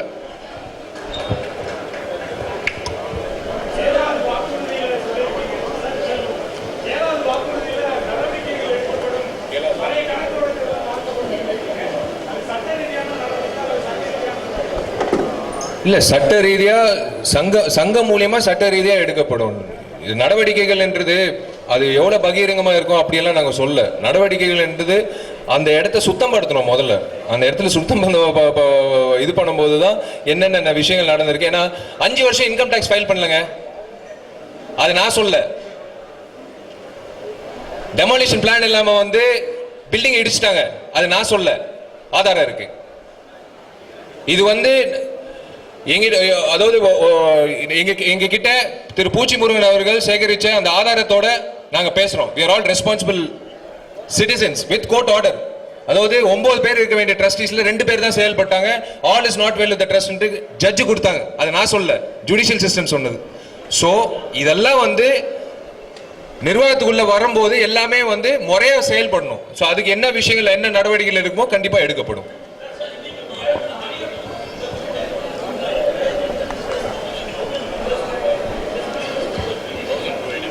1280 ரெஜிஸ்டர்ட் மெம்பர்ஸ். ரெஜிஸ்டர் அதாவது ஒரு பொதுக்குழு எப்படி நடத்துவாங்களோ அந்த மாதிரி நடத்துறோம்னு நாங்கள் முடிவு பண்ணோம்.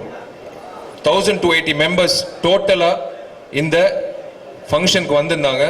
காலையில் வந்து எல்லாரும் அந்தந்த ஊரில் வந்து இறங்கி சாப்பிட்டாங்க, எல்லாரும் சேர்ந்து சாப்பிட்டோம், ஃபங்க்ஷன் நடத்துகிறோம். ஒரு சின்ன டாக்குமெண்ட் உங்களுக்கும் கொடுக்கப்பட்டிருக்கு, அந்த டாக்குமெண்ட்ரி வி டிசைடட் ஒரு விஷயம் பதிவு பண்ணோம். நாங்கள் எதுக்காக நிற்கிறோம், நாங்கள் வார்த்தையால் சொல்கிறத விட ஒரு டாக்குமெண்ட்ரி மூலியமா சொன்னா இன்னும் வந்து வலுவா இருக்கும்ன்றதுக்காக ஒரு டாக்குமெண்ட்ரி பண்ணோம், பேசணும்.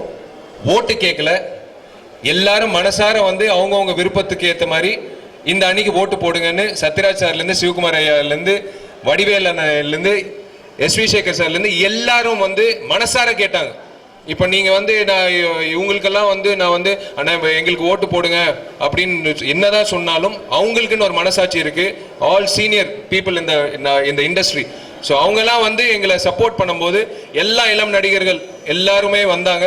த support is phenomenal and we spoke from our heart and our agenda is now declared. உங்கள் கையிலே இருக்கு அந்த தேர்தல் அறிக்கை.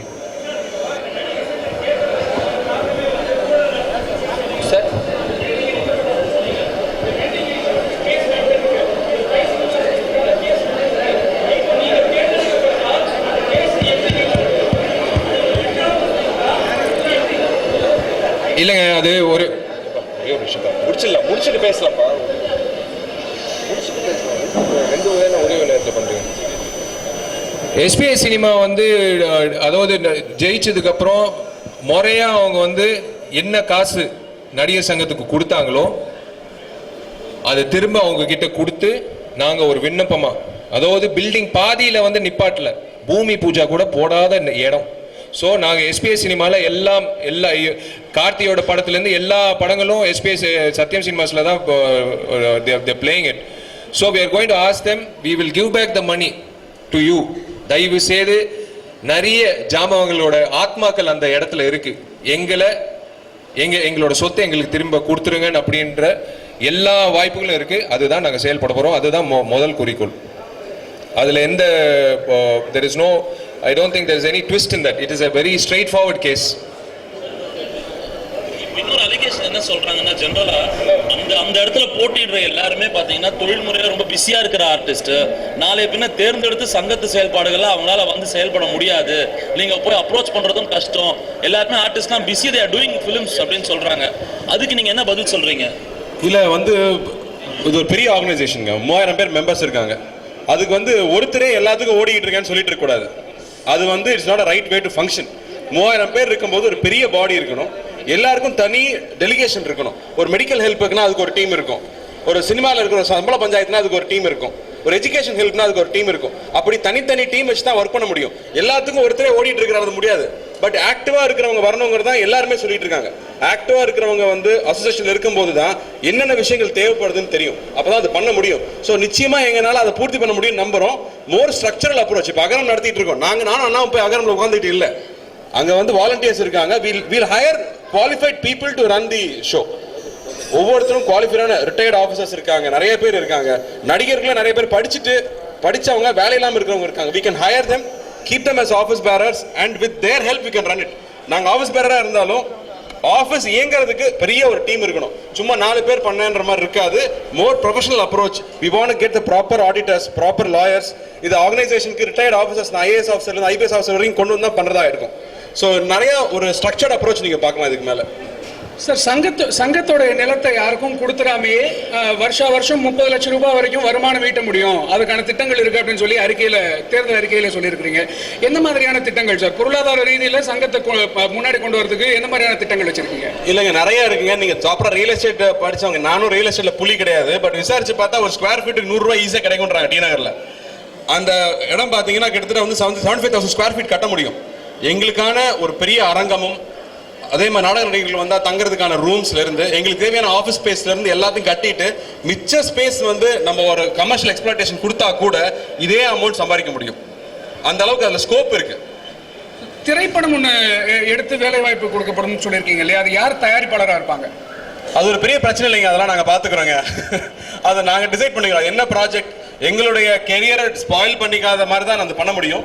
என்ன மாதிரியான ப்ராஜெக்ட் பண்றது 4 பேர் சேர்ந்து பண்ணலாம் நாங்க அனௌன்ஸ் பண்ணோம். அது நிச்சயமா இன்னும் பெருசாவே பண்ண முடியும். இப்ப இருக்கிற சப்போர்ட் பாக்குறப்ப இன்னும் பெரிய ப்ராஜெக்டாவே பண்ண முடியும். அது நிறைய டைம் இருக்கு. இன்னும் எலெக்ஷன் இருக்கு. எலெக்ஷன் முடிஞ்சு வந்ததுக்கு அப்புறமா டிசைட் பண்ண வேண்டிய நிறைய விஷயங்கள் இருக்கு. we'll do it together.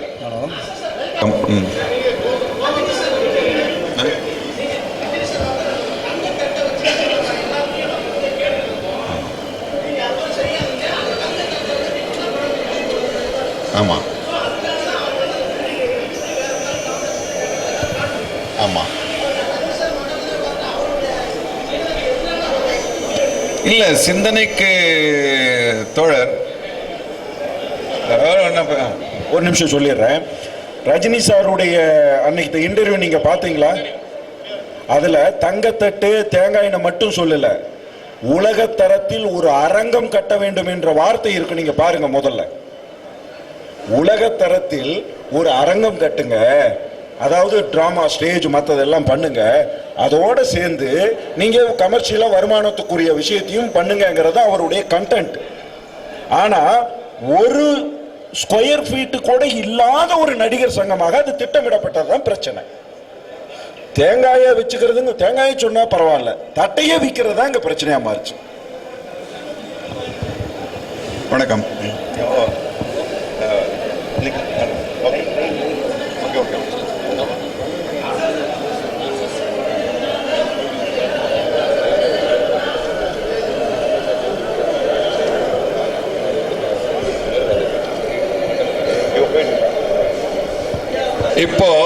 இப்போ ஏதோ ஒரு சேனல்ல லைவா சரத்குமார் சாரோட ஒரு இது போயிட்டு இருக்கு. அதுல திரு சரத்குமார் அவர்கள் திரு கமலஹாசன் அவர்கள் தூண்டிவிட்டுத்தான் நாங்கள் செயல்படுவதாக இப்போ ஏதோ ஒரு சேனல்ல பேசிக்கிட்டு இருக்காரு. இப்ப நம்ம அதை பத்தி கொஞ்சம் பேசுவோமா, இல்ல உங்க கேள்விகளுக்கு வருவோமா? இதே பேச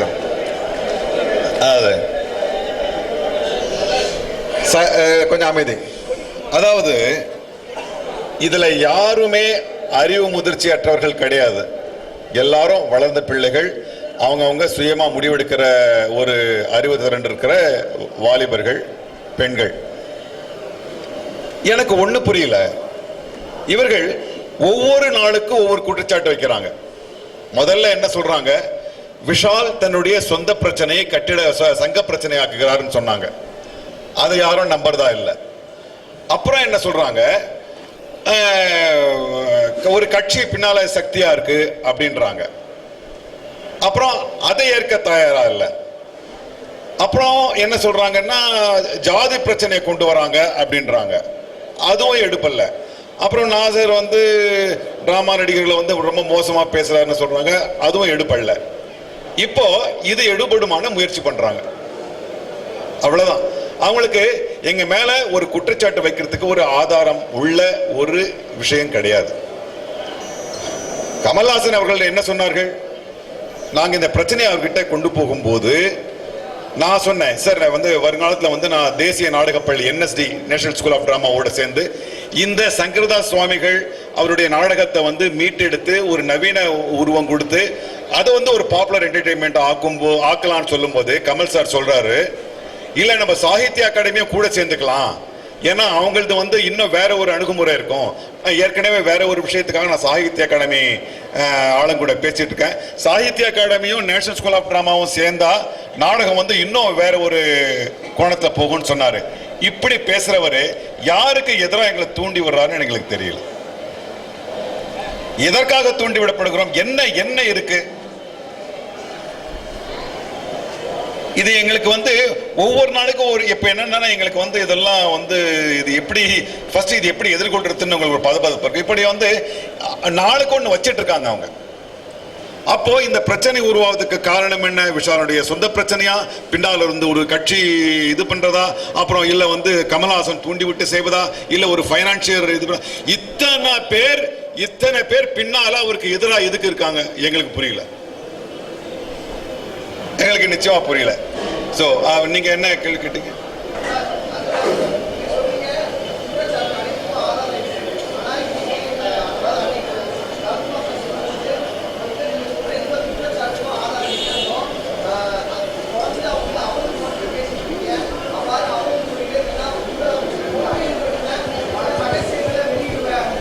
ஆமா, பல ரகசியங்கள்லாம் அவர்கிட்ட தான் கேட்கணும், எங்ககிட்ட கேட்க கூடாது. அவர் என்ன சரி அவர் ரகசியங்களை வெளியிட சொல்லுங்க. இல்லைங்க, நான் அதான் சொல்றேன், உங்களுக்கு வேணா ஒரு காப்பி போட்டு கொடுத்துட்றேன். ஏன்னா நாங்கள் 1.5 வருஷமா இது நாங்கள் சொல்லிட்டு இருக்கோம். இன்ஃபேக்ட் பேப்பர்ல தான், பேப்பர் கட்டிங்ல இருக்கிற விஷயங்கள் கூட சரி, எல்லாமே ஆதாரத்தோட தான் நான் சொல்றேன். இப்போ நான் டெமோலிஷன் பிளான் அப்ரூவ் ஆகாம டெமோலிஷ் பண்ணியிருக்காங்க நான் சொல்லும் போது I should have some evidence. இல்லைன்னா நான் மாட்டிப்பேன், உங்ககிட்டே நான் மாட்டிப்பேன். அது வேணா ஒரு காப்பி எடுத்து கொடுத்துடலாம், பூச்சி முருகன் சார் கிட்ட கேட்டு ஒரு காப்பி எடுத்து கொடுத்துட்றேன். எதுக்கு தடை போட்டிருக்காங்கன்ற விஷயமும் கோர்ட்ல அந்த ஜட்ஜ்மெண்ட், அந்த ஜட்ஜ் கொடுத்த ஜட்ஜ்மெண்ட் இருக்கு. இன்கம் டாக்ஸ் 5 வருஷம் ஃபைல் பண்ணலன்றது RTIல நீங்களும் அப்ளை பண்ணி நீங்களும் தெரிவிச்சுக்கலாம், நீங்களும் தெரிஞ்சுக்கலாம். அதுதான் குற்றச்சாட்டு. இது குற்றச்சாட்டுகள் நாங்க சொல்லங்க, நடந்த விஷயம், பதிவான விஷயங்கள், அரசாங்கத்துல பதிவான விஷயங்கள், வேற எதுவுமே நாங்க சொல்லியே. இப்ப அவங்க தான் சொல்றாங்க 50 லட்சம் ரூபாய் ஃபைனான்சியர் கிட்ட வாங்கி புதுக்கோட்டையில காசு கொடுக்குறோம், காசு கொடுத்து ஓட்டு சேகரிக்கிறோம், கமல் சார் தூண்டி விடுறாரு. Come on, I think we are not going to give explanation to that. ஒரு மூத்த கலைஞர், ஒரு லெஜெண்ட் ஆஃப் தமிழ் சினிமா ஆதரவு கொடுக்கிறாரு.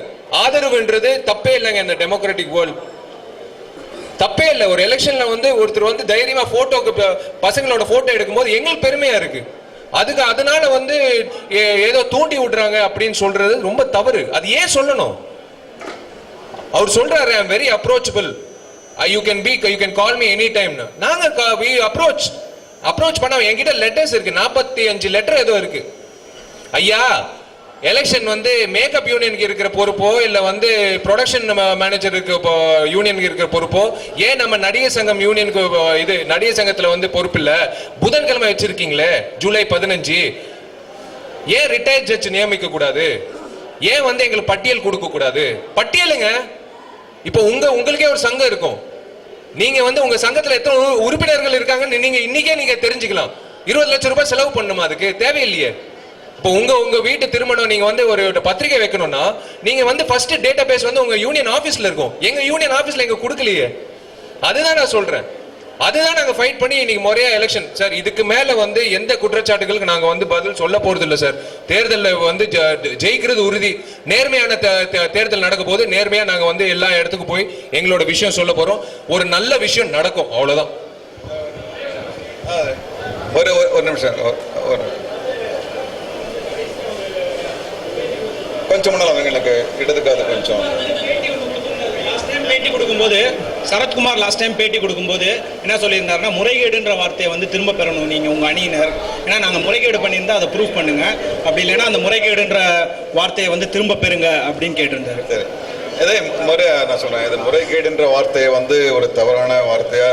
ஏன்னா அவர்கள் வந்து பூச்சமுருகன் என்கின்ற நபர் அவர்கள் மீது வழக்கு தொடுக்கிறார். அந்த வழக்காடில் வந்து அந்த ஜட்ஜ்மெண்ட் ஒரு இடத்துல என்ன சொல்லுதுன்னா, the gross mismanagement of the institution, the gross mismanagement of the institution ஒரு வார்த்தை போட்டிருக்காரு. எனக்கு சொல்லுங்க, நீங்க அதுக்கு தமிழ்ல என்ன சொல்லலாம் சொல்லுங்க. ஒட்டுமொத்த நிர்வாக சீர்கேடு. எனக்கு இதுல யாருன்னா வேற முரண்பாடு இருக்குங்களா? gross mismanagement of the institution. நாங்க அதை இன்னும் அது ரொம்ப பெருசா இருக்க, ரொம்ப அதாவது அது வந்து சீர்மையை முறைகேடுன்னு சொன்னோம். இதுல என்ன இதுக்கு அப்ப அந்த ஜட்ஜு சொன்னதை என்ன பண்ணுவாங்க? ஜட்ஜு சந்துரு வந்து நீதியரசர் சந்துரு அவர்கள் சொல்லியிருக்கிறார்கள், கிராஸ் ஒட்டுமொத்த மிஸ்மேனேஜ்மெண்ட். அப்ப அவர் என்ன சொல்லுவாங்க? அவர் மேல கேஸ் போடுவாங்களோ? நீதியரசர் எப்படி நீங்க மேல முறைகேடுன்னு சொல்லாங்க? சார் ஒரு நிமிஷம் இருங்க, ஒண்ணும் கிடையாதுங்க. நான் வந்து அவருக்கு ஒரு லெட்டர் எழுதினேன், தயவு செய்து நீங்கள் வெள்ளை அறிக்கை விட வேண்டும் அப்படின்னு கேட்டேன். வெள்ளை அறிக்கைன்ற வார்த்தையை எப்படி யூஸ் பண்ணலாம்னு என்கிட்ட கேட்டாரு. வெள்ளை அறிக்கை என்ற என்ன நடந்தது என்று தெளிவாக டிரான்ஸ்பரண்டா ஒரு விஷயத்தை முன்வைக்கிறது தான் வெள்ளை அறிக்கை. வெள்ளை அறிக்கை ஏன் வந்து தடை செய்யப்பட்ட வார்த்தையா? ராதாரவி பேசுகின்ற அளவுக்கு தடை செய்யப்பட்ட வார்த்தைகளா? ஜன்னல் சமூகத்தின் சாளரம். மாதம் இருமுறை வெளிவரும் குடும்ப இதழ்.